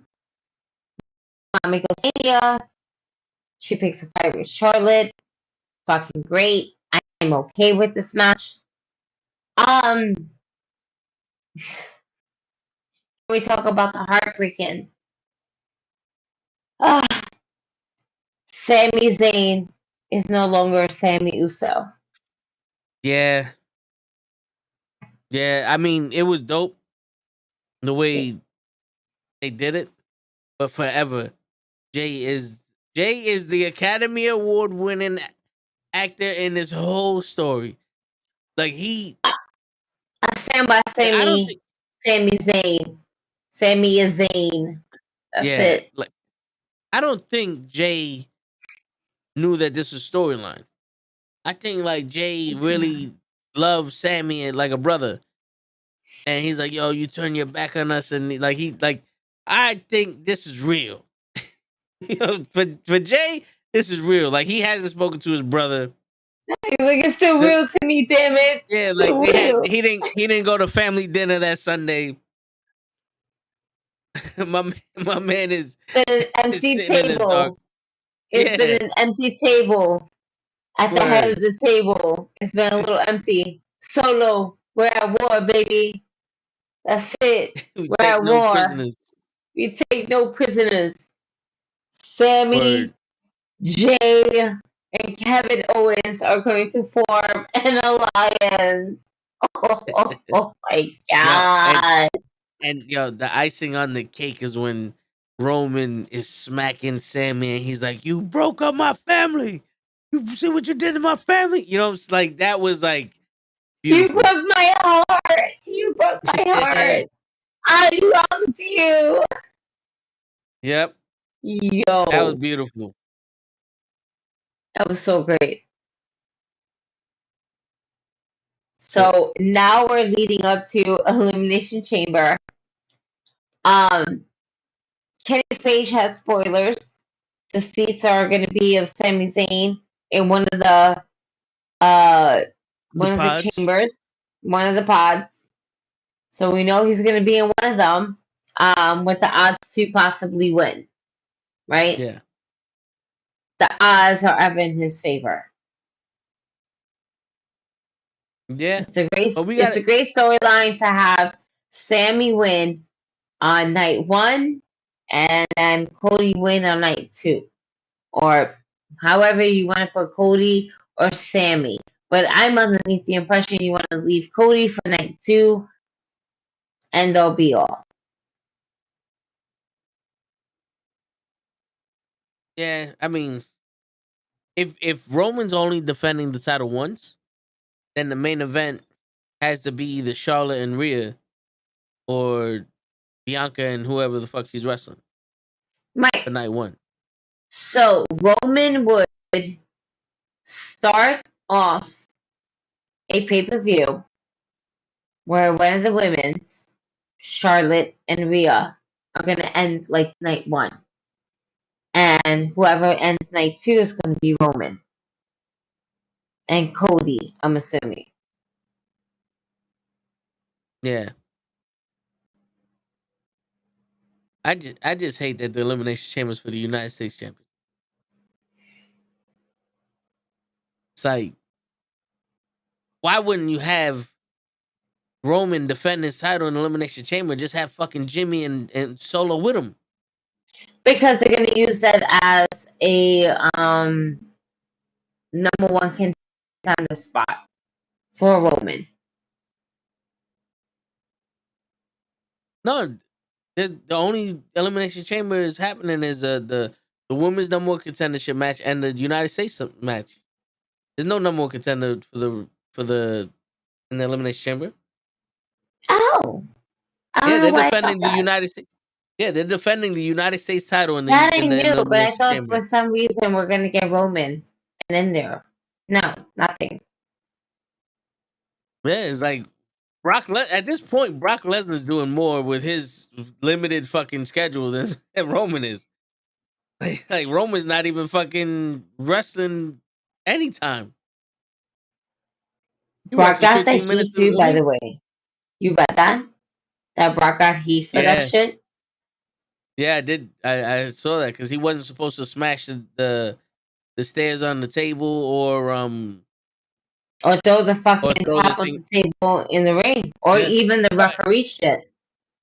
Yeah, because the referee was supposed to hold Cody Rhodes' hand up at the end, but they had to sell it. Yo, he almost caught Bobby Lashley with that tabletop. You saw it went right by his face. Yeah. Props to Bobby Lashley for not shitting his pants, because I'd have been like, what the fuck is that? He was tight. Word. He was like, what? He probably was like, that was not planned. Seriously. Because that felt a little too real for him. Like, all of them was like, oh shit. The stairs. You saw the actual faces. Normally they're just like, I'm gonna grab my shit. I'm gonna go over here. Yeah. Nope. Willie, thanks for the resell, Willie. But yeah, they ran for the hills on that one. Mm-hmm. But I mean, it kind of sold it. It makes sense. You know, Bobby. You know, Brock doing all that shit. No, they Bobby did well eliminated him. by selling it. Yeah, but I don't know. Like I said, at this point, the WWE is really fucking predictable. But yeah, it's 12 o'clock. We're gonna be talking more about this shit next week. We'll see who's in the Elimination Chamber. We'll see. We always gotta wait until the weekends, until SmackDown, to see what's happening with Sami Zayn and how they're gonna further that storyline. Then next week we can have a definitive answer, because no one knows shit anywhere. You know, right after the shit. Because Elimination Chamber's in like 2 weeks. That shit is not far away. It is. Listen, February there's a 18th. lot of wrestling going on. Tomorrow there's a hog wrestling. So definitely watch it. Main event, it will be defending their tag team championships. And on top of that, this is definitely going to be a show in tribute for Jay Briscoe. So it's definitely something to go ahead and watch, y'all. Word. And thank you, ScotaRicans, for showing up to our podcast. Yes. We appreciate y'all. Definitely. Thank you. Definitely. They got merch on Battle Shop Pro Shop. Yeah, Battle Club Pro Shop. There we go. Yeah. I've been way too much J-Mo. We'll put it down. Yeah. It's about that time. Show's not coming. It's your friendly neighborhood knuckleheads signing out.